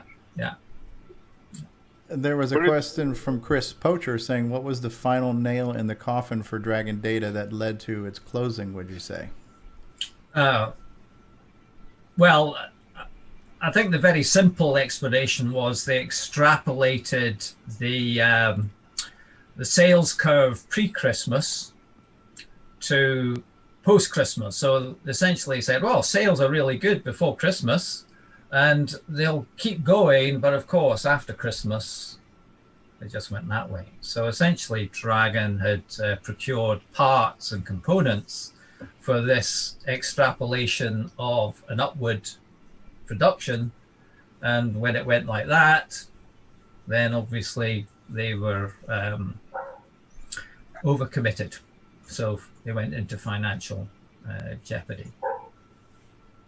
Ron Deveau, were you going to ask a question? I thought I heard your voice. Yeah, what did you think of the Tandy Color computer line? In terms of, well, again, it's not something that we looked at in detail.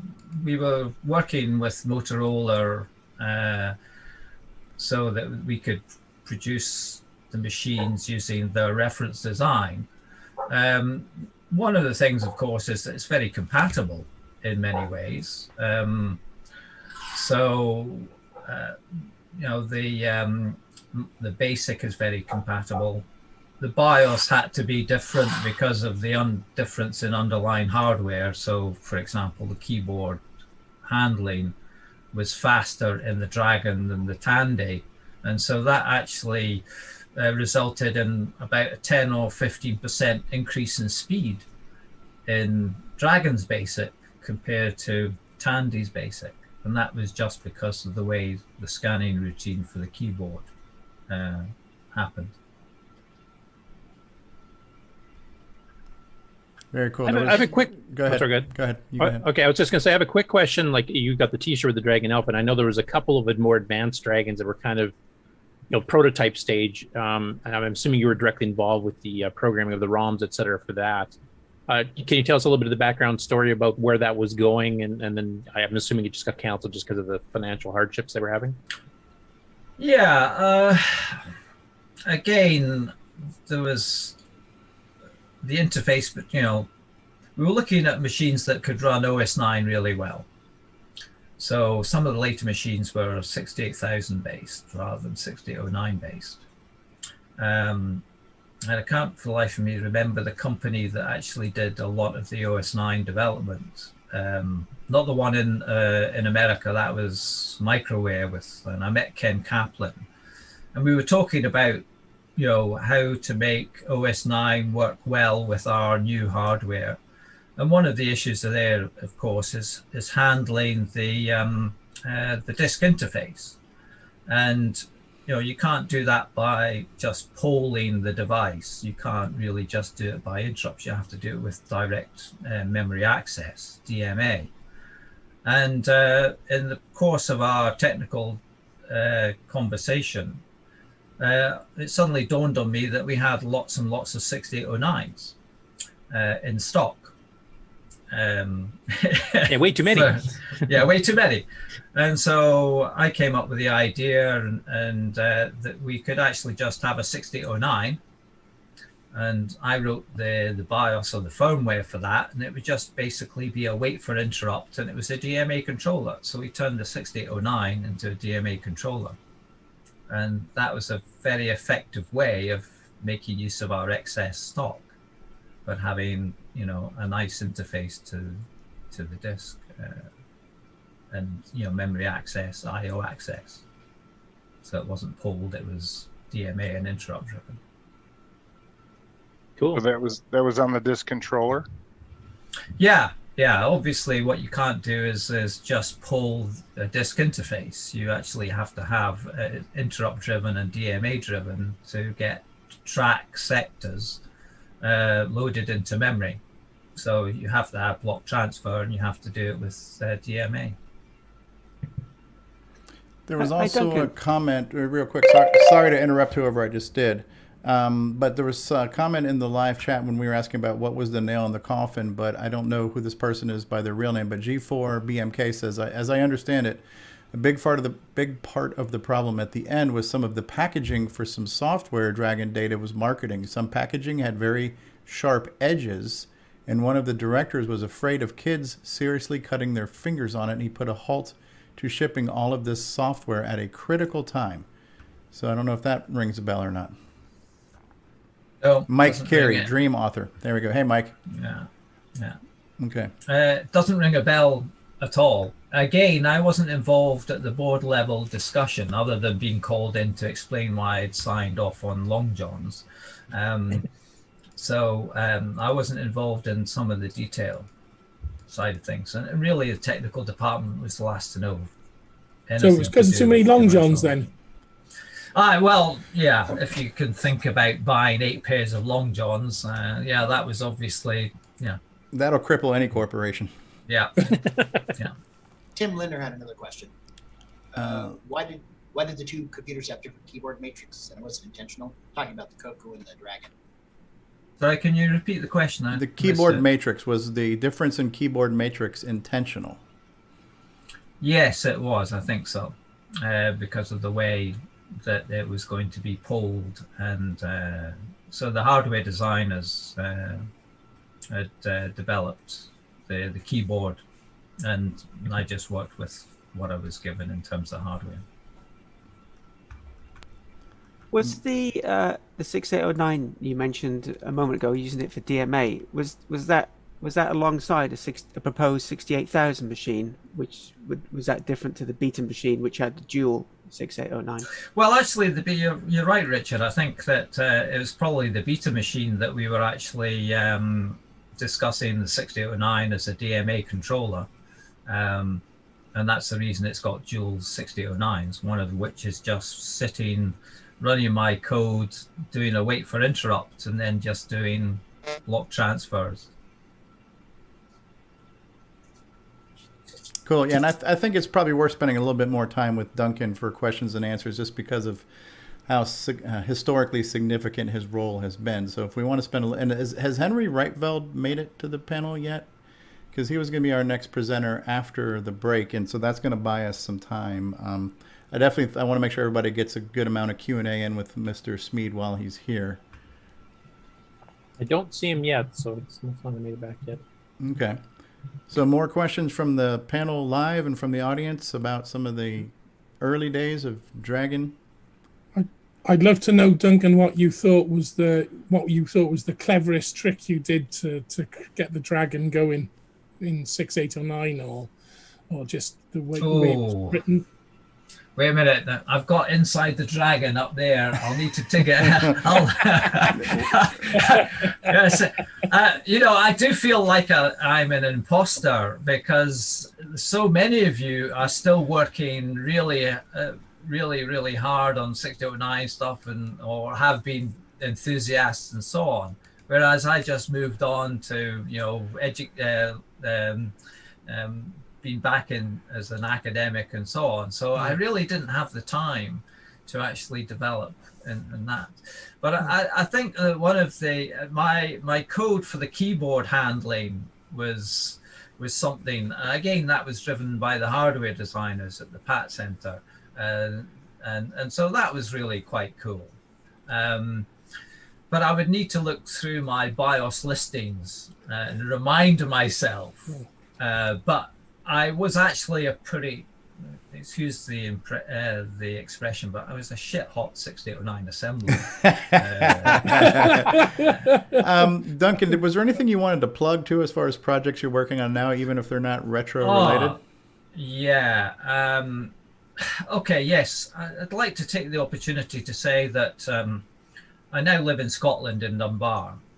And Dunbar is the birthplace of a chap called John Muir, who is founder of the National Parks. Well, it's one of the people that caused the National Park Service to be developed, but also the founding president of the Sierra Club. And he was a conservationist and environmentalist. Now, I'm chairman of the charity, the Birthplace Trust, because we bought the building and developed that as a museum and an interpretation centre for John Muir. And we also have something called the John Muir Way, which goes from the west of Scotland to the east of Scotland, from Helensburgh to Dunbar. And I've been working on exhibitions for the birthplace and so on. And the latest one we've done, which is called, and you can look this up on the web, Google John Muir Earth, Planet, Universe, and the Friends of John Muir's Birthplace exhibition. And that's all about identifying what if questions and the pressure on the planet caused by climate change. And so I'm a massive advocate for the need to actually address the challenges facing us for climate change. And that's my enthusiasm for John Muir goes back almost 30 years since moving back to Dunbar, and I'm passionate about making sure that people understand John Muir, what he wrote, how he advocated for protection of wild places, and the importance of wild places for health and well-being, but also now looking forward and saying, well, we're at an existential crisis. We do something. We need to do something. And so I have grandchildren now, 4 and 1. And I'm going to try and do something to help make sure that they actually have a planet to live on. Amen. We do have somebody in live chat who theorized that some of this climate change could have been caused by the inefficient Dragon power supply units. So what are your thoughts on that?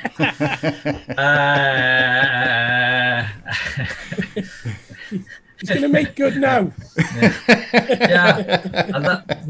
I thought it was John Muir, but now when I think about it, that's the real reason I'm trying to avert atone for the past. Crisis, that was too good not to share. That was a lovely one. Yeah, great. Yes. Well, thank you for your time and being here, Duncan, and we welcome you to come back anytime you have anything you want to plug, or if you have any more recollections. We are going to take our first commercial break, and then we're going to move into our second block of presenters. Henry Reitveld was supposed to be the next one on there. So in lieu of Henry not being here, we will start off after the commercial break with John Vella, John Whitworth, and then Nigel Barnes. And And thank you, everybody, for being here. Thank you, everybody, for your patience and for your time, and for our audience for being here today. Hopefully, we are delivering a quality program with an E to you all. And the first commercial break I'm going to run, it is going to run one of the Boots commercials that Chris mentioned, where he bought his dragon from Boots, which is a retail chain. Now, this Boots commercial that we found on YouTube did not have any mention of computers, but just to give you an idea of what one of those vintage commercials look like. And then the second part of that is the little video you guys have been seeing down here in the corner, which is a preview of the Dragon Factory. This was an interview that happened for a Christmas season, talking about the release of the Dragon for a holiday season. Part of it, as you're watching it, if you're listening later as an audio podcast, it's going to be silent because I had to mute the music because it was copyright background music. So part of it's going to be strictly visual, but then you'll hear the newscaster talking to the gentleman at the Dragon Factory. So we're going to run that commercial break for about 2 minutes. So it's time to hit the privy and get your smoking pipes or whatever you got to do. And we'll be back after these words. And thank you, everybody. And our next presenter after this, at this time, will be John Vella. So see you guys in about 2 minutes. Boots is shopping at its best, but less. With over 1,000 shops serving the community. The best of service and friendly help. The best quality you'll find. The best of choosing in a shop full of choice. And prices, just compare them for your regular family needs. We believe they're very good indeed. And we think you'll agree, Boots is shopping at its best, but less. Boots, the best for less.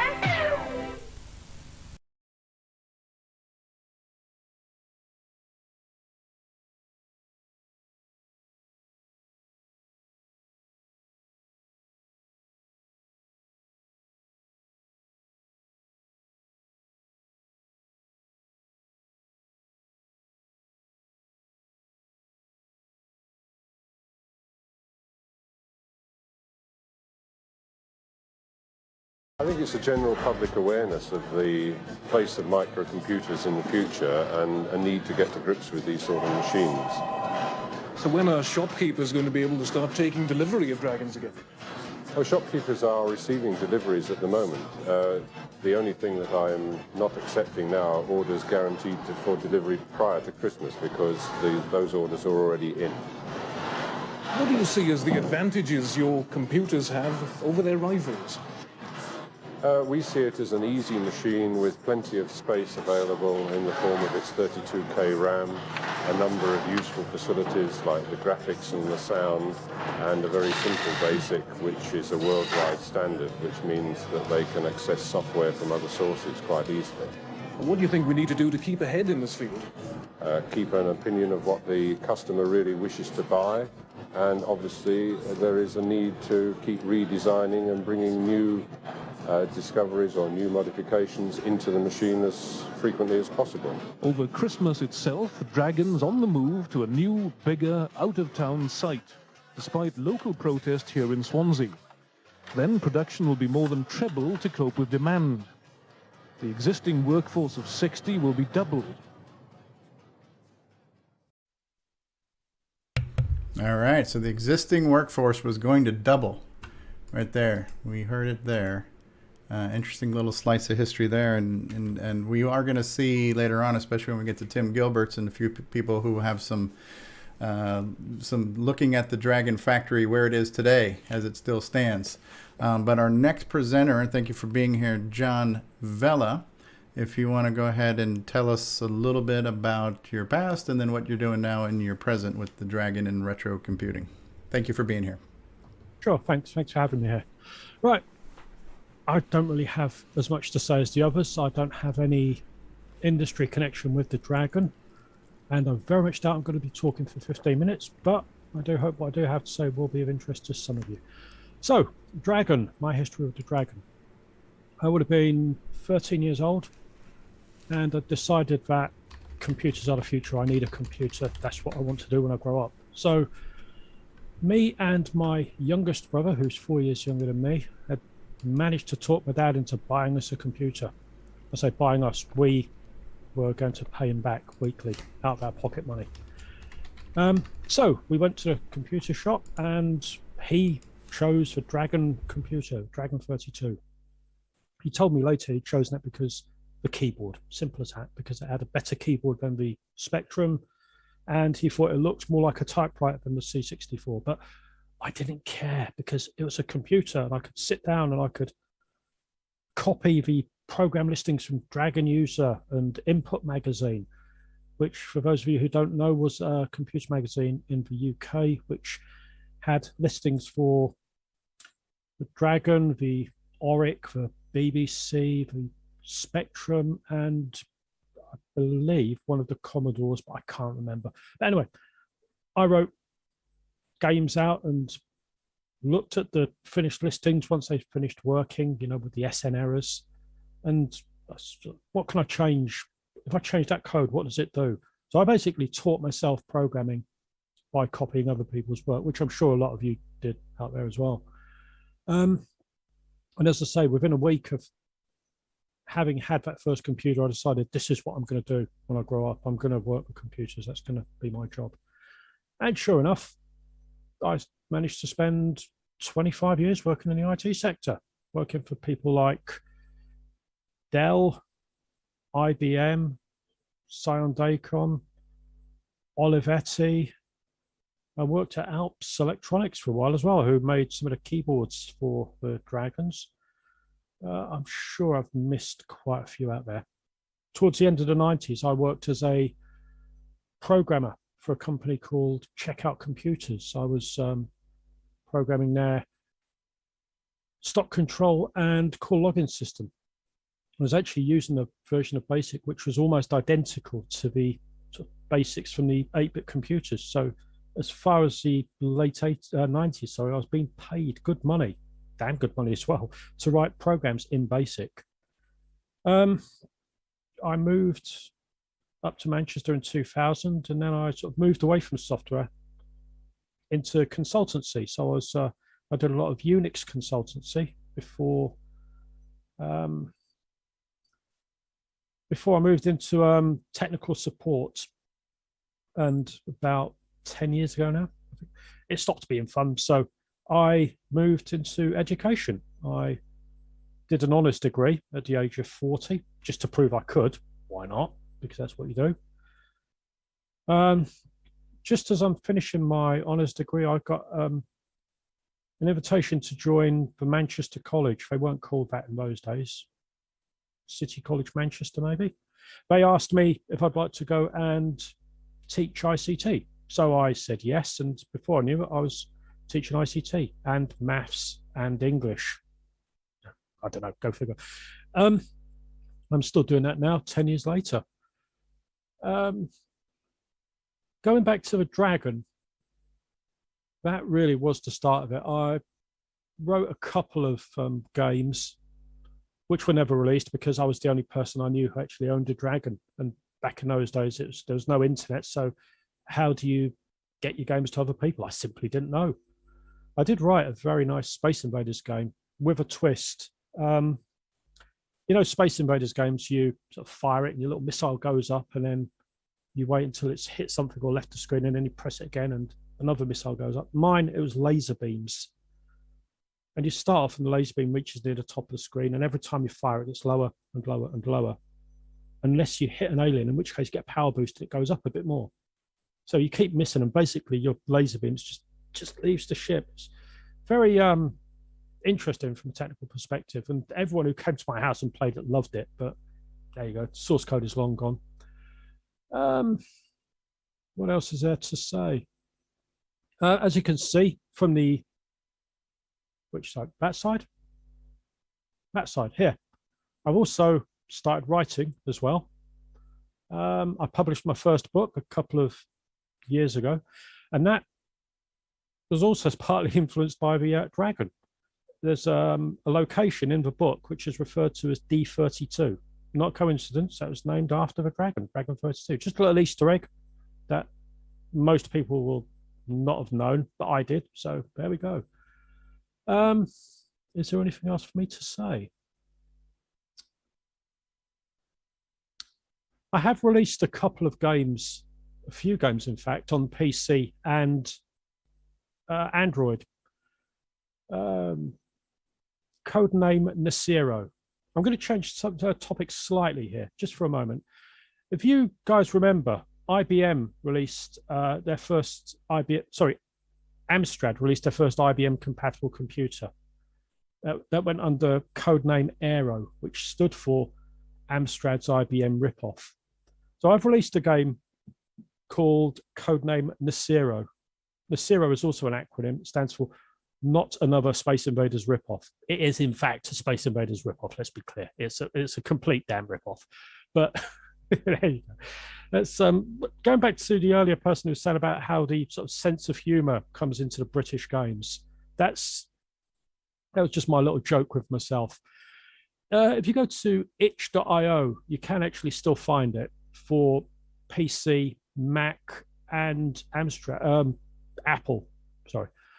Just search for codename Nasiro on itch.io. It is still available.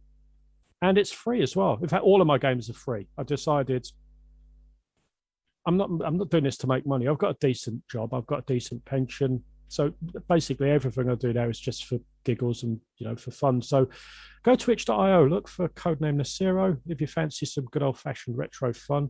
It works nicely on Android and on the PC. So it's worth a giggle. Check out my other games as well. Codename, Nasiro 2. There are a few others I can't remember now, but they're all good. It's all good. And as I say, I've also written a book. I'm writing the sequel at the moment. That way. Oh, this mirrored display is really killing me, folks. I'm writing a sequel, but I've been slowed down by lockdown. So if you like science fiction, if you like a good read with a bit of humor in it, this is really good. It's Kindle Unlimited, so you can read it for free as well. I've got no idea how long I've got left, Steve. And you have 7 minutes in your 15-minute block. 7 minutes, right. Can we move straight to the questions? Because I think I've pretty much run out of stuff to say. I'll be honest with you. I just asked everybody to unmute, and I may have accidentally muted you, so sorry about that, John. Let me see. Everybody unmute. Let me...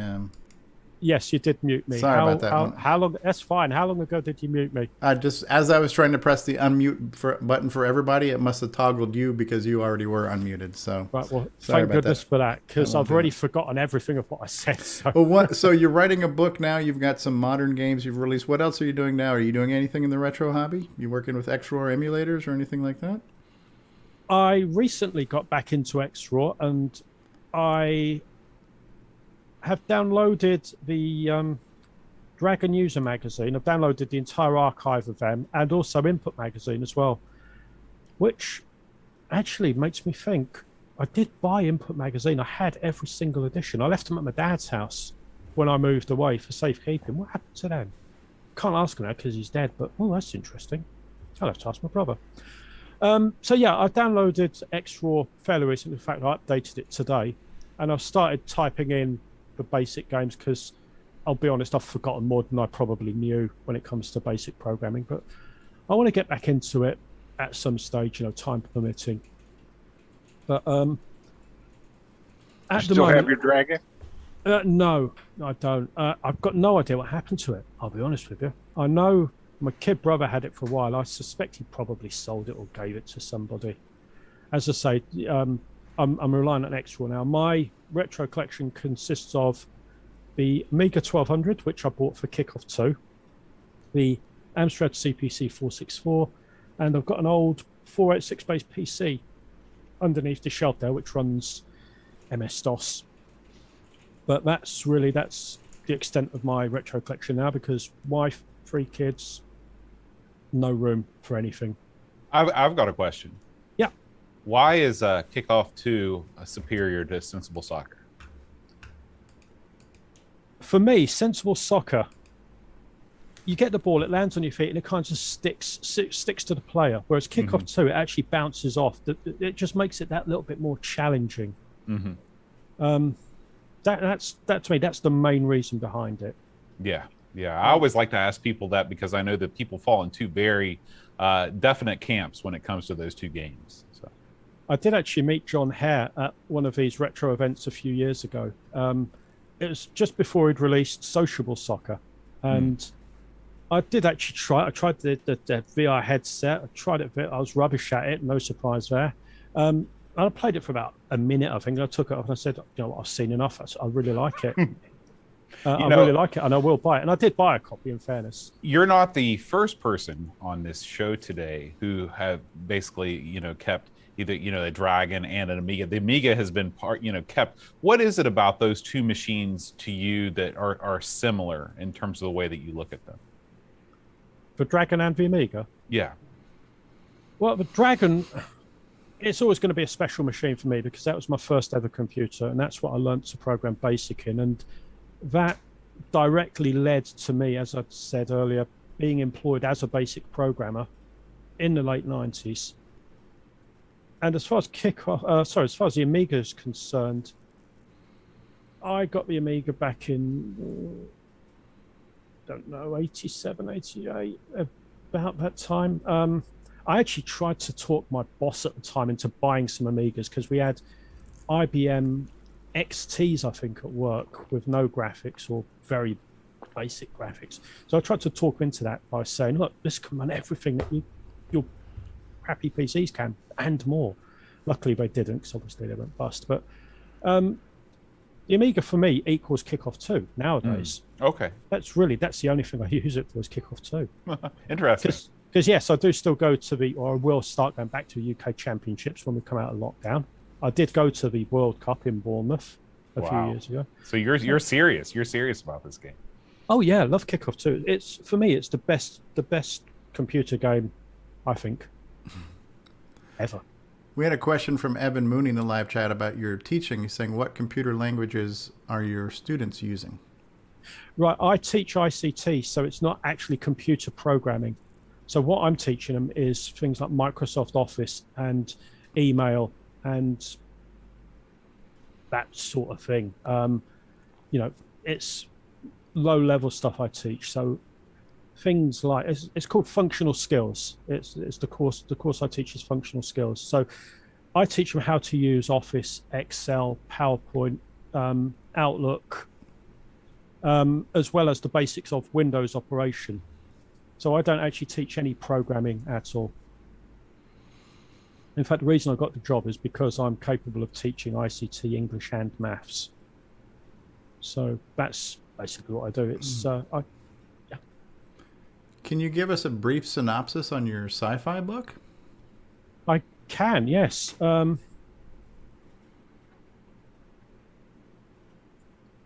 I'm doing, if it's okay with you, I'd like to read the back page. Go ahead. You got time? In fact, yeah, it's not many words. Okay. Reading voice. People say that when you die, your life flashes before your eyes. They're wrong. I know this because I remember when I died. I remember it as though it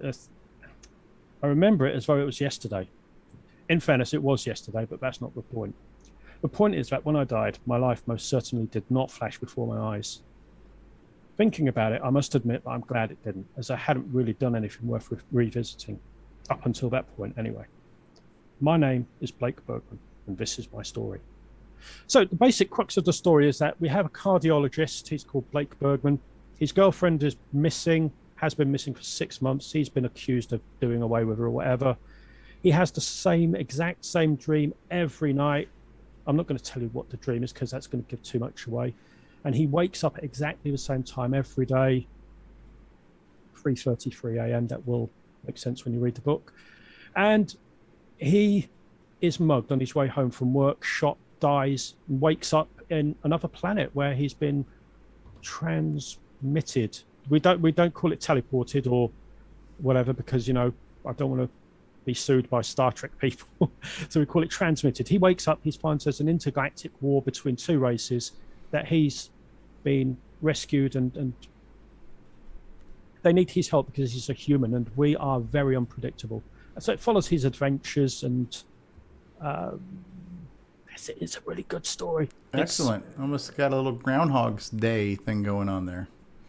It's very good. Cool. I'm proud of it. We got a couple minutes left if anybody has any questions for John from the panel or the live audience. We're now in the Q&A block of time. So do you currently use a Mac or a PC? I currently use a PC and I've got a Mac Mini and I've got a MacBook Pro with Windows 10. I've taken OS X off the MacBook Pro because it's too old and doesn't run the latest version, so I'll just put Windows 10 on it. So yeah, I use all three. And I'm running Windows 11 on the computer that I'm talking to you now with. Jeremy Landry wants to know, what did you do at IBM? I was working as part of their technical support team. I think my official title was Senior Support Analyst. So I was actually supporting the IBM. I was actually part of their internal help desk, dealing with their internal problems. And also we had clients. I'm trying to think.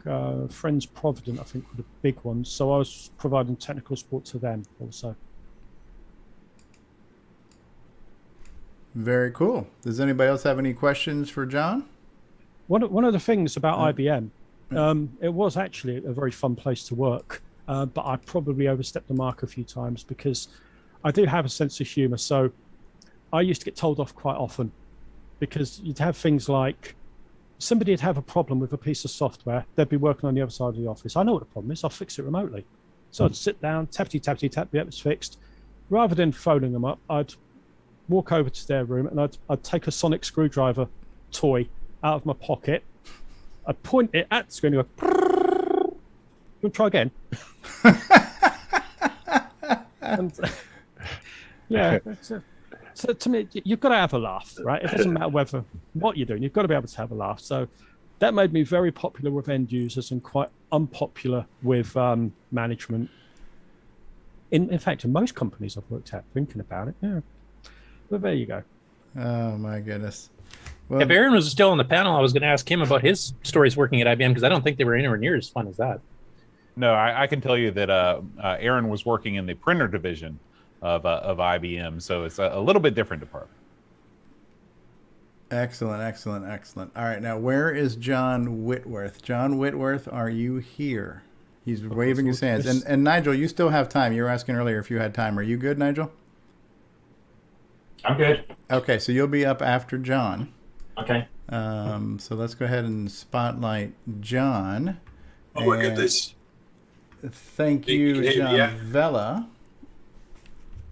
And I'm going to stop my sharing in just a second here, My John. pleasure. Thank you. As soon as I get you, as soon as I get set up here. Okay, so I have stopped sharing my screen. So everybody, please welcome now John Whitworth, who I know makes the MSX2 board, but we're going to find out all what else you do.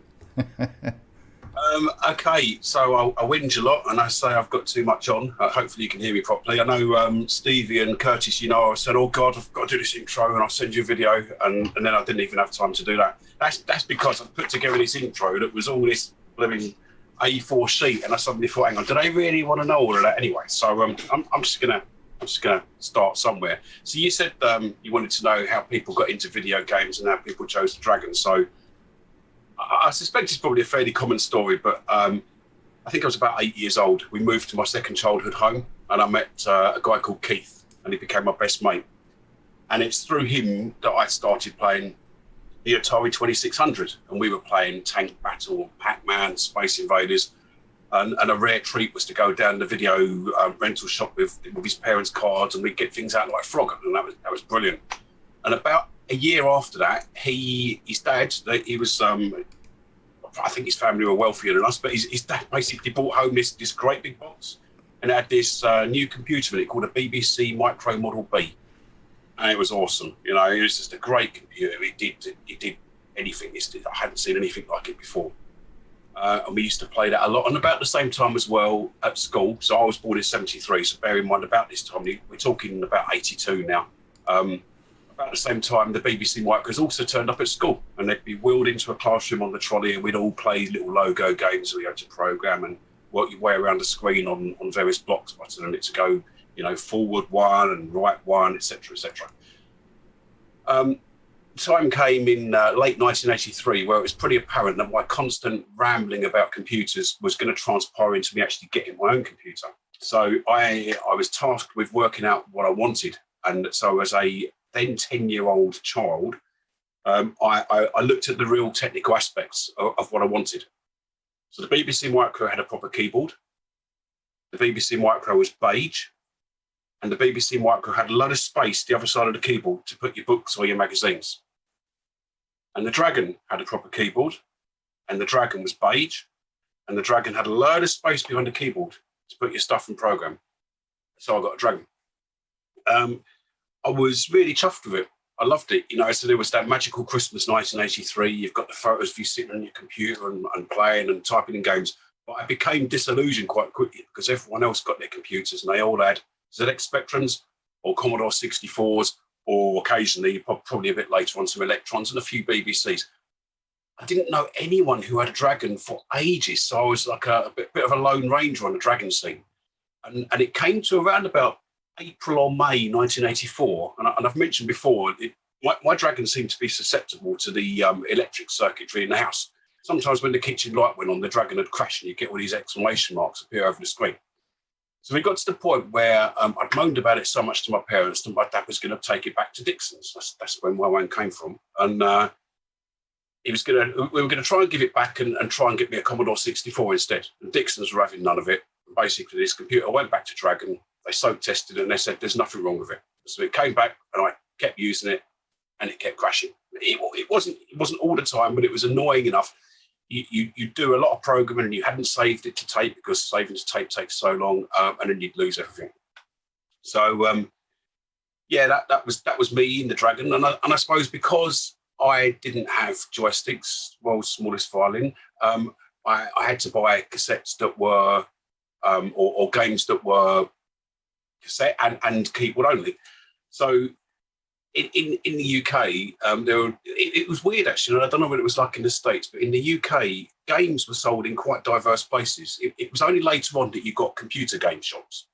In the early days, they were sold in Boots the Chemist, which sounds like a really odd fit even thinking back about it, W.H. Smith's, or I suppose you had Dixon's, the electronics shop, and Curry's.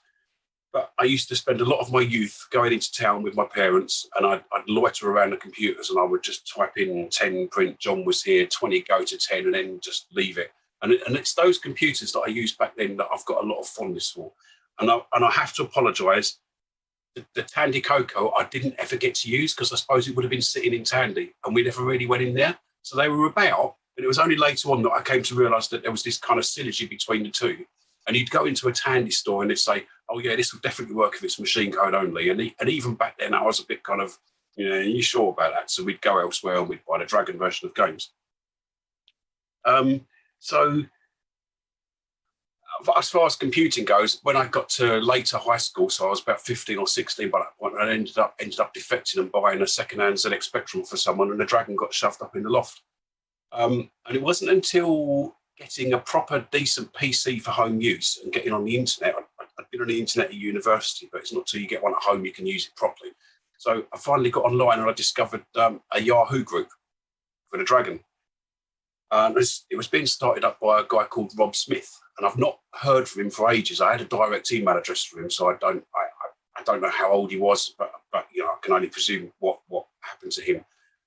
But that Yahoo group was great to start with, and throughout the noughties, as it were, there was a lot of stuff going on there. And I remember getting hold of an alpha and a beta demo for Maine off of Phil Harvey Smith and trying that out and being mega impressed and bamboozled, really. The Dragon had gone so far, but I knew nothing about it. But then it all kind of quietened down, and it got to the point where nothing was really going on that Yahoo group. And this was only mid, 2015, 2016. I really thought the Dragon scene and the retro scene was just dying and nothing was going on. And then someone posted the Facebook group onto the Yahoo group, and I went over it and I saw that everyone basically was going bonkers. There was loads going on. So at that point, I started to get interested. I'd never had a disk interface when I was a child or a youngster. So I thought, I'd quite like to make myself a Dragon DOS cartridge.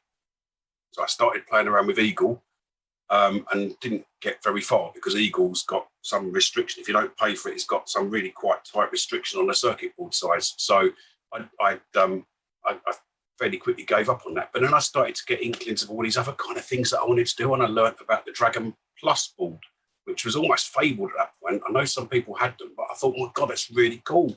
I love one of those. And then, most of these things I can never say I've gone and done them on my own because all of these things are done with other people. I was introduced, I think it was Rob Schofield said, you want to try this thing called KiCad? And I thought, well, having been using Eagle for a little while, it was another learning curve, but I started using KiCad and theoretically that was unlimited on what it could do electronics-wise. So I first of all started working on the Dragon Plus board, and then Tony Jules said, oh, I'd really love one of those Dragon 200E lowercase boards. And I thought, well, that'd be a quick way to actually get something to develop and design and produce and see what I can do with it. So I did the Dragon 200E lowercase board, and that worked and was pretty popular. The Dragon Plus board itself, which I'm sure some of you may know, is it's a great board. If you go back in the day, it came out 85, 86. It was probably the best Dragon board back then. It had 64K of virtual RAM on it. It gave you a really crystal clear monochrome display, which was great for running something like RS9. It took me about a year. Finally got those out the door with a lot of help from other people. After that, it was almost a chance thing. Someone started posting something on the forums about this Premier Sprite board, which was made originally by Premier Microsystems for a machine called the UK 101. So basically a board that just plugged in, and it used the same graphics processor as the TI-99. There was a lot of limitations on it. It couldn't run on a Dragon 64, and you couldn't use it for disk access, etc., etc. So I wasn't that interested, but I'm sure some of you will know what it's like. You look at some pictures and you think, oh, I can just sort of start to trace that circuitry, and I really want to see behind that chip, and I really want to do the whole thing, and the bug just gets you. So it was David Lindsley, who is now in the States, who had these boards from Premier when they were still going back in, I think he got them in the 90s, but we both went to the Dragon user group in July 2019, when you were still allowed to all meet up together. Do you remember those times? And he basically lent me the boards. And so I went through this period of just thinking, I really want to get these things to work. And I did. But the sad thing was they were a little bit underwhelming. So it probably took me about another 6 months, got the things working, used the original code that had been in some of the magazines. And this Premier Sprite board was working again for the first time in, I don't know, 30 years, perhaps. I don't know.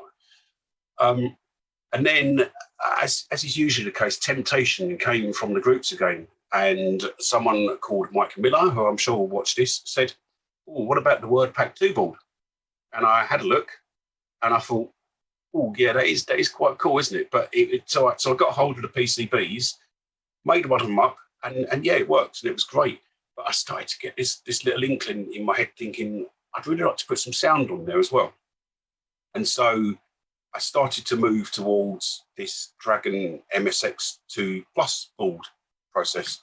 And initially, it was just planned to have the V9958 chip on there and the YM2149 chip on there. And somewhere along the way, I started getting interested in the MSX machines as well, and I ended up buying an MSX2 Plus. And I realised they had this other tiny, tiny little chip on there, which didn't need anything else, but it was just called the 24 or the YM2413.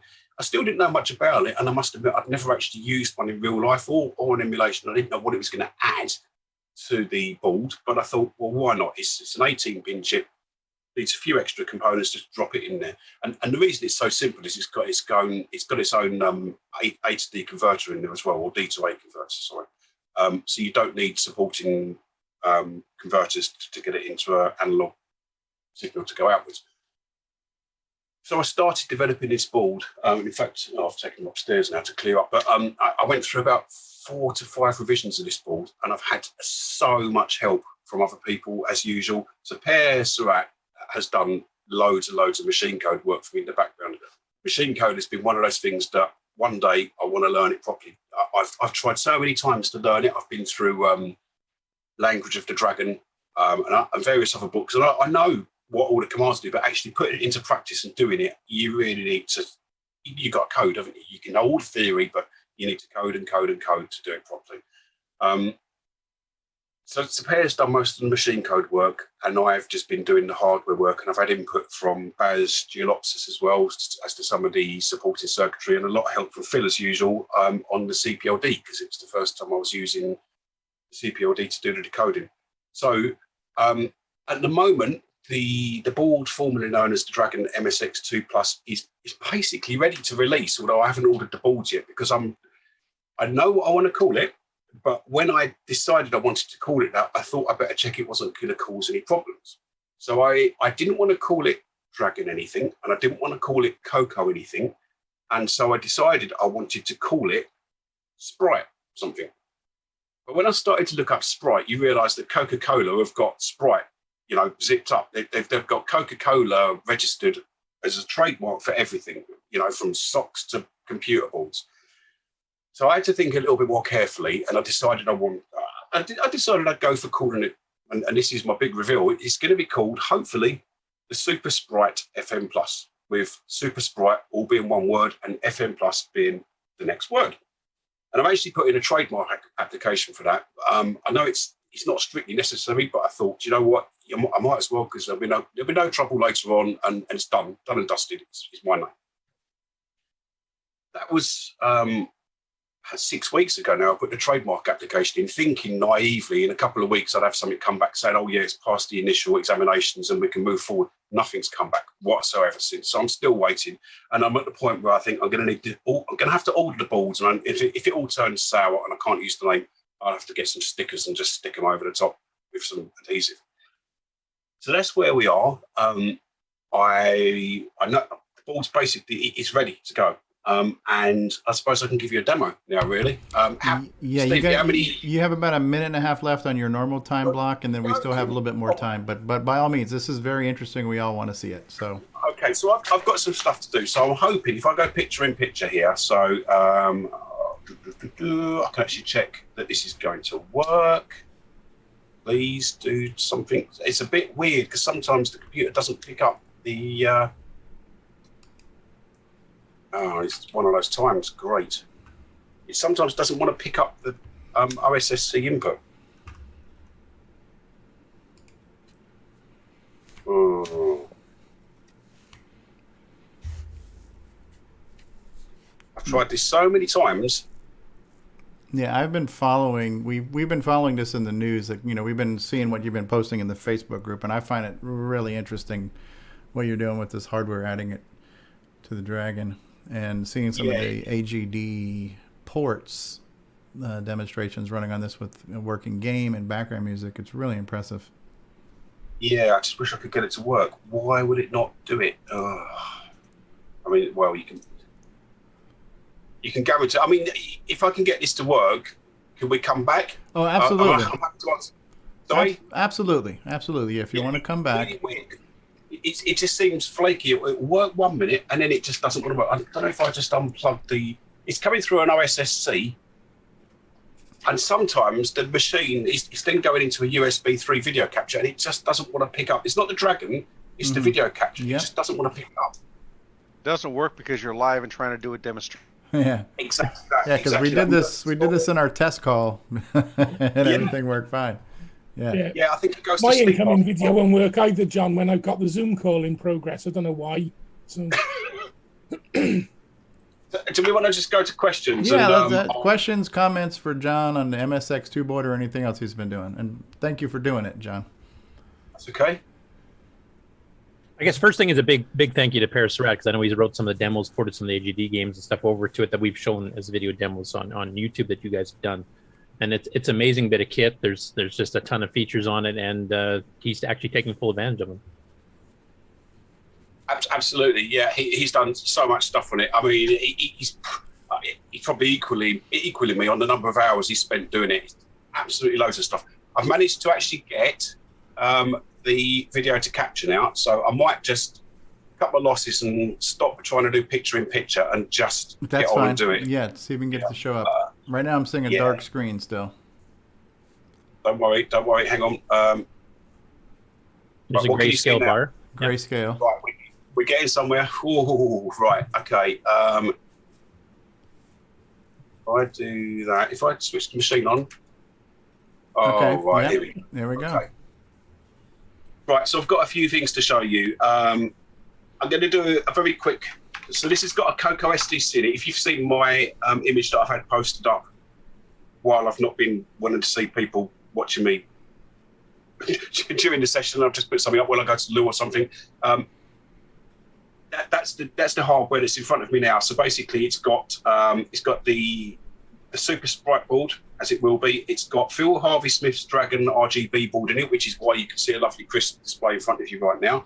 And it's also got Phil's power board in it to give the extra power to the Super Sprite board. The Super Sprite has got an external power supply as well, so you can just plug a wall supply in, so that's not a problem. We're also using what I call the Ujima flip on here, which is like one of your wire adapters. So basically it says I can put the CoCo SDC and the Super Sprite in at the same time. So I'm going to do some really quick stuff. So I'll go for, I'll do Met Mania first of all. It's a really simple game, but it's one of Pere's AGD games. It should be 1RO. And I will switch audio in a moment. So there we go. Switches automatically to the V995A. I'm going to just quickly play it, but I'm going to change audio because I haven't quite sussed out how to do that automatically yet. So hopefully you will hear. If someone could give me a thumbs up when you...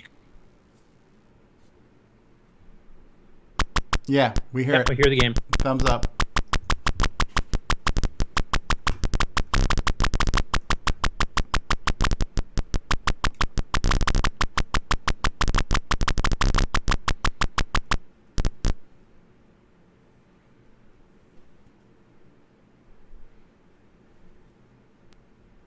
Just realised you couldn't hear a word I was saying back then. So but we did hear the sound effects. Yeah, so as I say, you can see it's quite a simple game, but it's very, very un-Dragon or CoCo-like colours. So you can see it's definitely a different graphics processor. I wanted to do... actually, I'm going to do some of the music. Yeah, please. Sorry.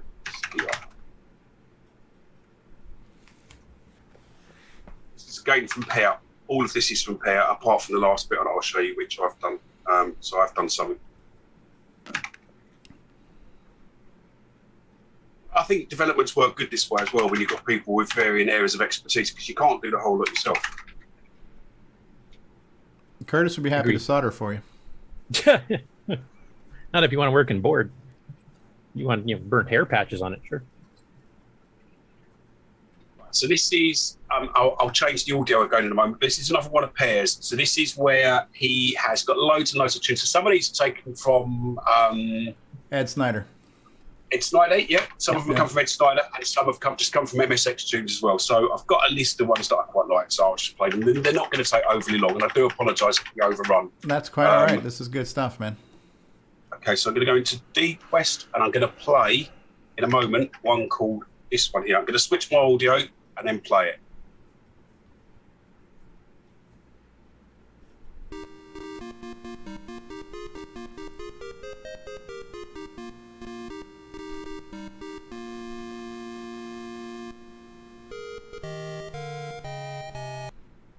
Take it no one can hear that. No, we heard it. Yeah, we heard it. Oh, you did? Okay, yeah. Sorry. I couldn't hear it this end. Right, I'll do it again. Sorry. Yeah, we didn't want to talk over it.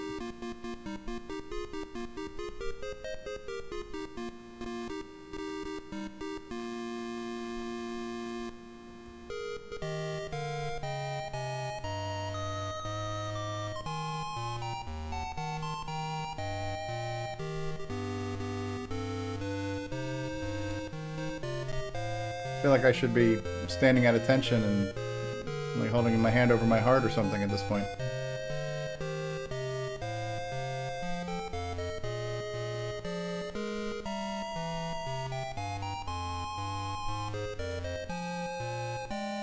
So does anybody recognize that? I know it's from a game called Dragon Quest, but I'm not familiar with the game itself. Yeah, that was Dragon Warrior in the US. I don't imagine a lot of CoCo fans spend a lot of time with the NES, but yeah, very famous theme. Okay.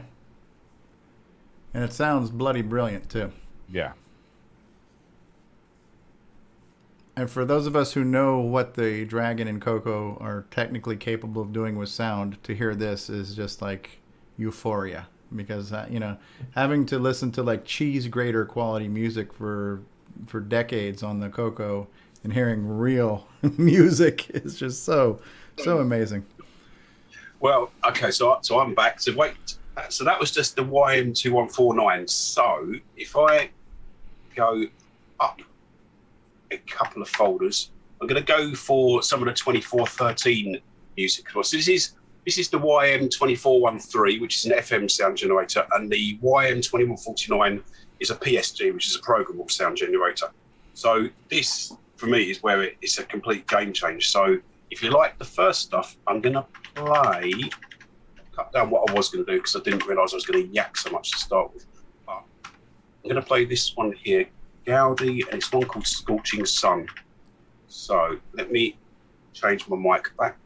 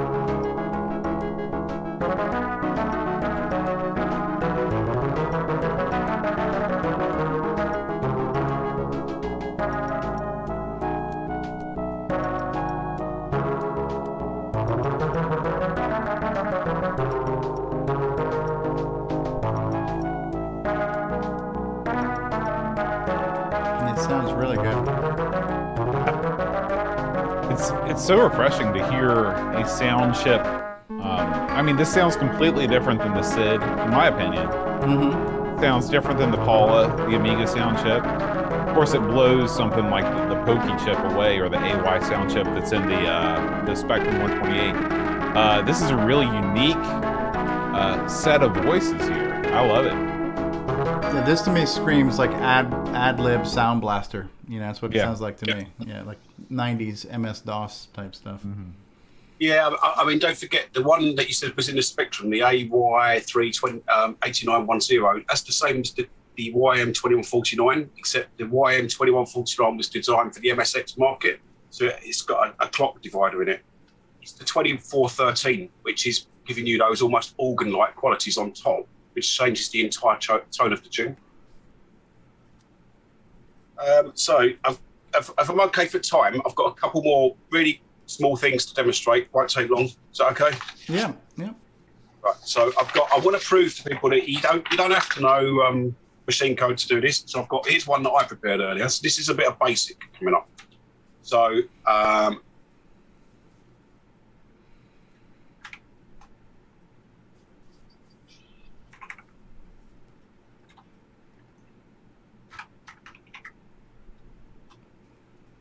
I never imagined in my wildest dreams I'd be sitting using a Dragon computer live on the internet. Okay, so some of this, I initially coded this and then it's been to Pere and come back again because he's changed some of the machine code, because you need a little bit of machine code to load some of the code into memory to start with, but then the rest of it is running from BASIC essentially. So actually it's this one I want, PSG test Pere Serrat, basically. And I've done it right. So this is all basic. It's firing off to the V9958 screen. The machine code is basically Pere's code, which gives you basic display capabilities on the V9958 screen. So we can go and we can have instructions if we want on a very nice, fairly high-res screen. What I wanted to do was just show that you can mess around with the this is the 2149. I'm going to get the mixer going first. I'm there's all sorts of settings for this, and it takes a while to get used to. But I'm going to get the mixer going to switch on some of the sound channels and some of the noise channels. And I'm also going to get the envelope going, so we've got some kind of freakiness going on some of the channels.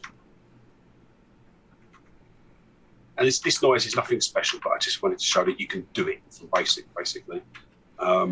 Envelope shape 10. So I'm going to switch to the audio.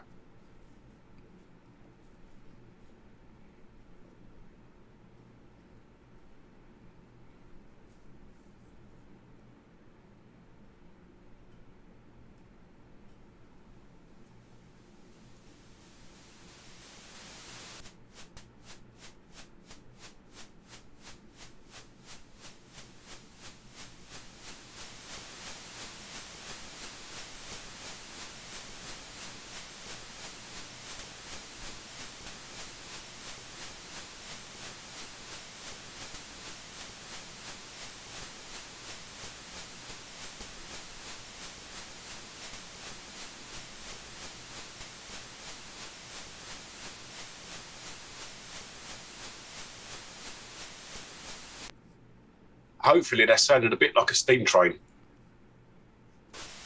Absolutely. The age of steam lives again. Uh-huh. That's usually what I hear when Curtis or David Ladd start talking. It just becomes a bunch of white noise that I tune out. So yeah, at the same time we hear you snoring. So it's getting faster. Sure. It's getting faster. Yeah, that's cool. Yeah, so I've got one more thing. This will take a few seconds. So as I said, this all came about from the Super Sprite and then the WordPack 2 board. On CoCo Demas's WordPack 2 site, you'll find he's got drivers for the Dragon 64 Nitros 9, which I happen to have on this drive. So very quickly. Curtis won't mind seeing this. No, the show's finally getting interesting. No, I'm just kidding. So obviously you control the screen display with a poke. Now, yeah, this code has come directly from his website, so it was pre this Super Sprite board. Basically, if you want to switch to the B9958 display, I'm currently using non-MPI mode. Now, it actually turns out to be the simplest thing to do anyway, even if you've got an MPI. But this poke FF7E,0 just pushes, or it switches the video output. So if I then just do a boot after that, which is how the Dragon boots from a bootable disk. Ooh. And voila, we're done. And so you're live on proper OS 9 on the Super Sprite board. Yeah, and that's super clean, that RGB output. Super clean. Looks better than the CoCo 3 output. And this is just hardware text. This is not like a font or anything, right? That is hardware text, as far as I know. There's nothing sitting on the board which has a font. All of the font is software generated. Okay. Or software. It looks bloody good though. It's very legible.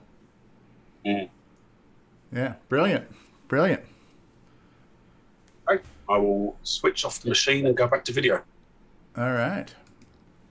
And yeah, really cool stuff there. I know we've been covering it a lot on the show there, as we've seen sample videos that you and Pere have done. So. Yeah, and I do have a presentation from Pere that we'll be showing in a little bit.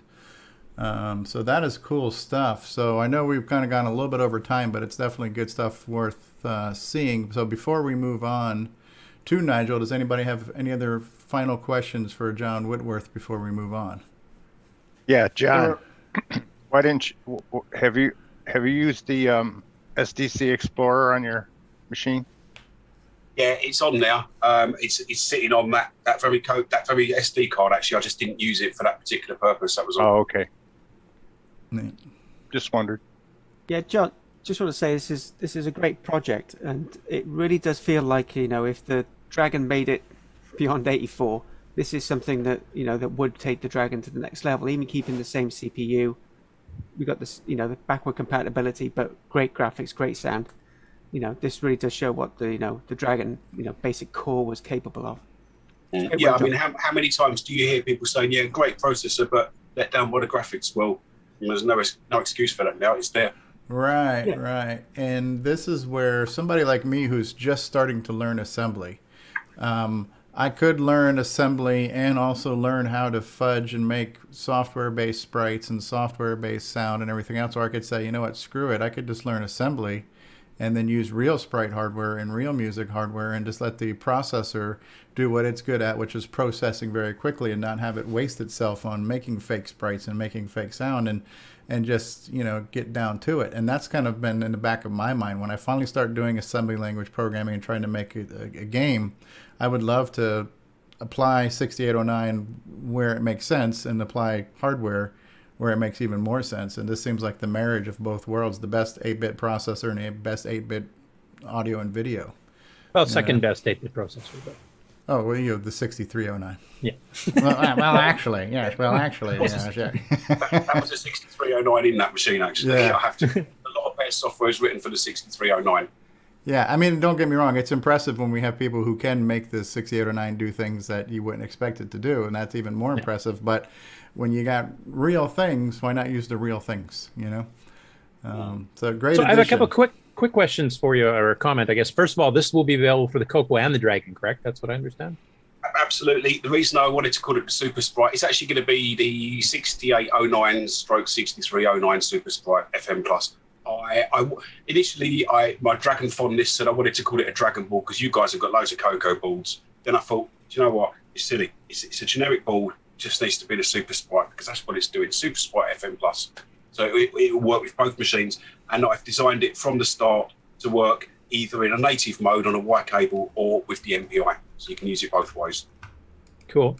And the second, do you have an expected price for the board at this point, or is that something that's still you're waiting for, like chip supplies and everything else like everybody else is these days? I do have an expected price. So obviously you have to bear in mind there's a long lead time on these. There's a lot of work goes into them. I'm probably into 4 figures on the money that I've spent just trying to develop the thing. So you've got to try and reclaim some of that as well. I'm not unfortunately loaded. So you got to take it into consideration. I'm thinking in UK prices, we're probably looking at about £85 for a kit because there's a hell of a lot of components to go into this. I did a count up. I think we're talking well over 100 discrete components. We're probably talking about £120 to £125 for the built version. But on the flip side, you're buying half of a computer here. You know, you've got your video, your sound, and all of your digital output circuitry. So it's a hell of a lot on there. Yeah. What is the primary audio and video output? Like, will it feed the video signal back into the Dragon or CoCo where you could output from the same thing, or does it have its own discrete audio and video outputs? Or right. So what I've done, so in this Dragon here, I've got Phil Harvey-Smith's RGB board. So I'm able to bring the Dragon's 6847 RGB onto. In fact, if I just share my static screen, you can see the picture again, hopefully. Yeah. Yes. The red board is the Dragon RGB board. So that's sitting in the 6847 slot, and that's basically pushing out an RGB signal, which I can then push via that little ribbon cable onto the Sprite board, which is sitting in the cartridge slot. The Sprite board has got the V9958 doing the graphics, but then that is put through a Sony CXA, I think it's a 1645 RGB processor to give it a lovely clean signal. And then you can see, hopefully, it's a SCART output, so you can put it into a SCART to HDMI converter and it'll work absolutely fine. You may be able to see just to the left of the SCART socket, there's 2 little chips. They're basically fast multiplexers that can switch the video signal. Basically what we used in SCART, multi-SCART boxes, I can't think of the word for it, but if you wanted to use multiple SCART inputs for a TV. And that's all switched by a CPLD down the left-hand side that you can't see. It's a beauty. Yeah, that's cool. How's the best way to get a hold of you, John, about getting one of these? Or your other stuff? When they're ready, it will be onto my website. So there's www.dragonplus-electronics.co.uk. So that's where they'll go primarily. They'll also go onto eBay, but as we know with eBay, it's a really expensive way to sell. So they'll be dearer on eBay. I think actually for you guys in the US, it doesn't make much odds, but currently over this side of the globe, there's loads of new VAT regimes gone in place, which are going to cause problems. When you buy from my website, you're going to pay import duties when it gets to the other side. So because I'm not signed up to what's it called, the one-stop shop with the EU or anything else like that. But yeah, there's always cross-border problems. But my website's probably the simplest place to get hold of it. All right, we just posted that in the live chat too, thanks to Mark Overholzer. There was one other comment to us on this.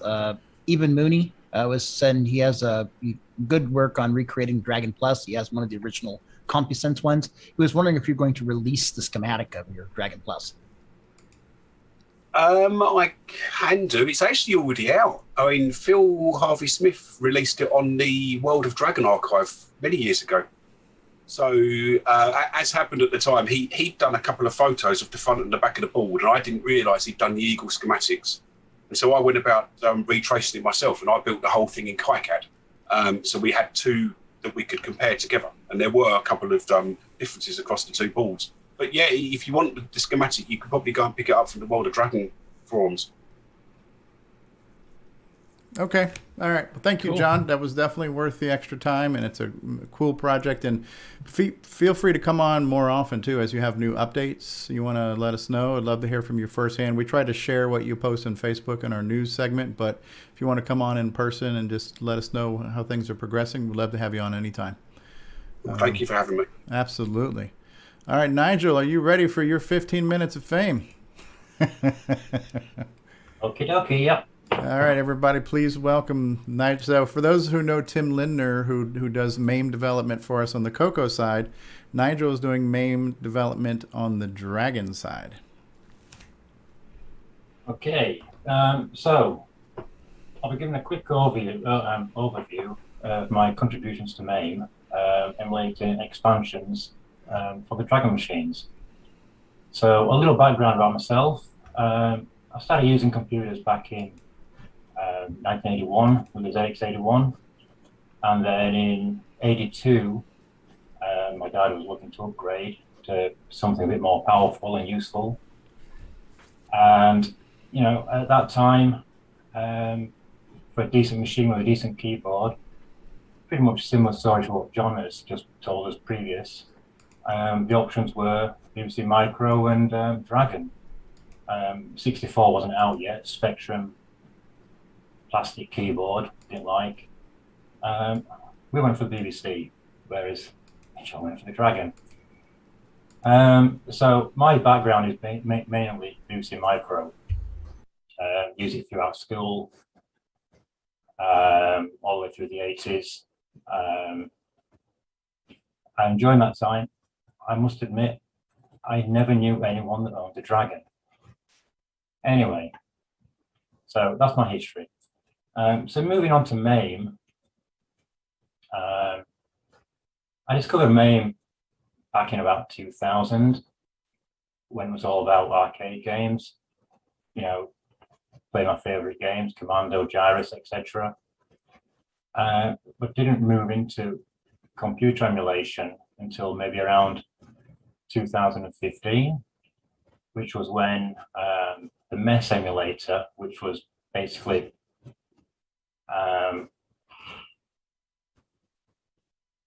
the same framework as MAME, but a separate independent emulator, that was merged into MAME.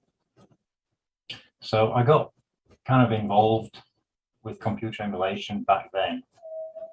I started contributing improvements to BBC Micro machines, and was, after a few months of contributions, invited to join the main dev team in about 2016.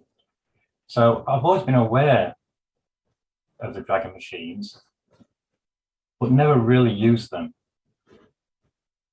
So whilst I was improving emulation for the BBC 8-bit machines, I was looking at other UK machines that I could kind of improve emulation for and add expansion devices, etc. And you know, I was also looking for a machine that had a decent active community around it to, you know, provide information, because there's a lot of UK 8-bit machines that just, they seem to have fizzled out.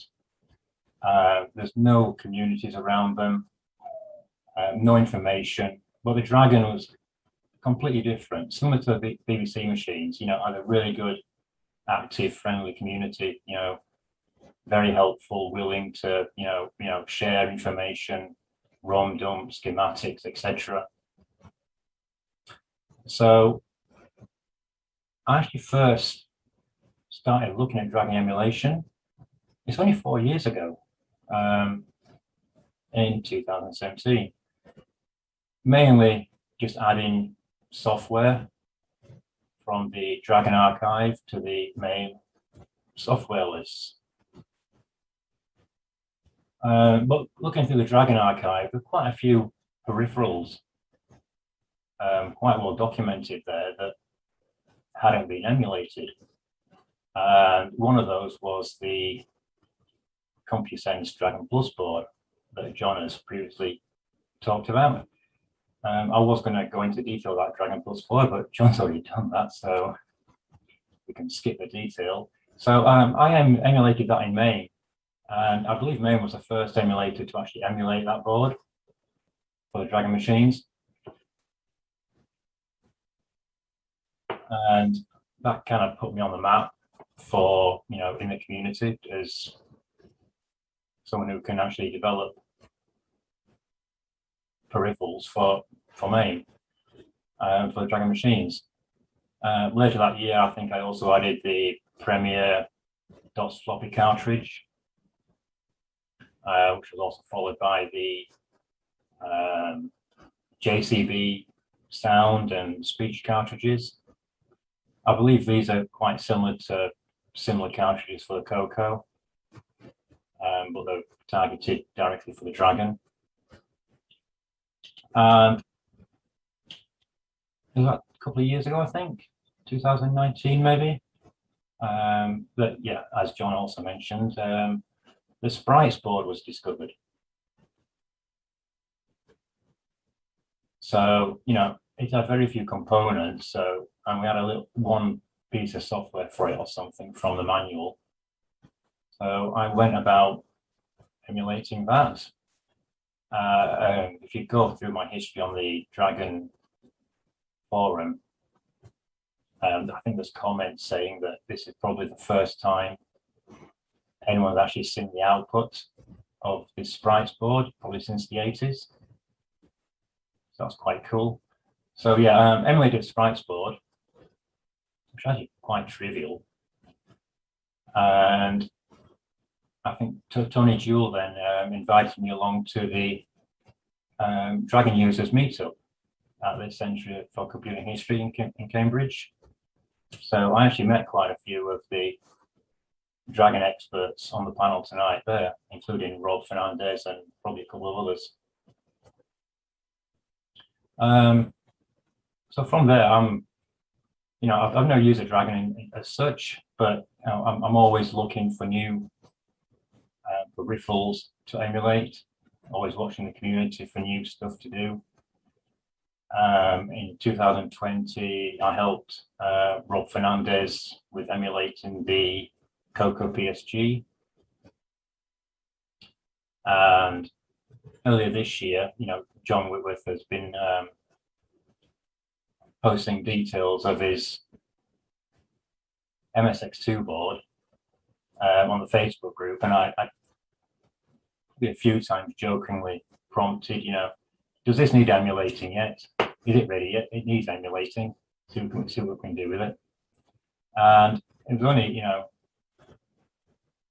a couple of months ago that he actually got back and said, yeah, we're ready to go and let's emulate it. So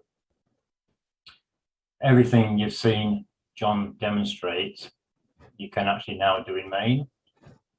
The sounds, and I'm sure in a video presentation from Pere a little bit later, he'll demonstrate the graphics capabilities of the board, I guess. And you can do all that in MAME as well.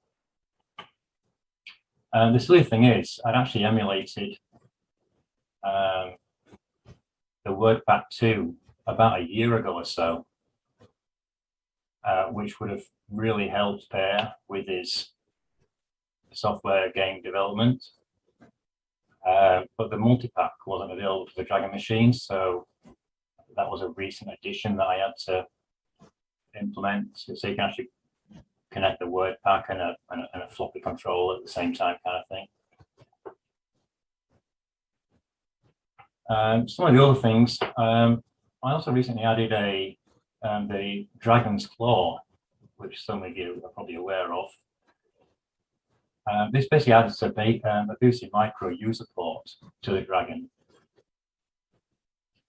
Now, it's an interesting device, but what can you do with it? I don't know. But since my background is BC Micro, and I've emulated a vast array of user port devices for the BC Micro, you can actually now plug them into the Dragon. But these include like digitizers, scanners, mouse, EEPROM programmers. Probably not that useful, so let's see if anyone develops anything for it. Future development-wise, there's still a couple of items, I think, on the Dragon archive that I've not yet emulated. The main one is the Touchmaster tablet. Touch sensitive areas to draw and select things, gave me different overlays for different games. It's something I really want to get implemented at some point, but technical issues in the way. It's on the list though. And other major omissions are the Dragon MMC, CoCo SDC devices. As John showed in the previous presentation, he has a chiptune player running from those. So I'd really like to get those in at some point to be able to use a chiptunes player and, select files from your local file system, maybe. What else? Oh, and, I think someone else mentioned earlier that they'd use Dragon Beta in MAME. It has issues at the moment. That's something else that's on the list to really look at sometime. So I'm not going to do a demo, but in future, if we ever get together with Per and John, maybe we'll show something live at that point. So as John's overrun, I kind of kept mine quite short. So open to questions. Okay. Yeah, still got plenty of time. And thank you for all your contributions. And there was a few questions in our internal chat, but I believe we have actually demoed this recently. I think Tim Lindner had demoed the fact that the MSX2, that John Whitworth's product, is now playable in MAME, because I think you and Tim had worked together on that, or you had helped him get it up and running. Well, sorry, repeat that. Tim Lindner had demoed the MSX2 in MAME, so I guess you and him had possibly worked together. No, I actually developed that myself. I mean, as far as you kind of showing him what he needs to do to get it ready to demo, possibly. Or... No, he did it. He did that himself. Oh, he did that himself. Okay. Okay. Yeah. So I guess once you made that available, it's really easy to use. Nigel, does that work on both the CoCo and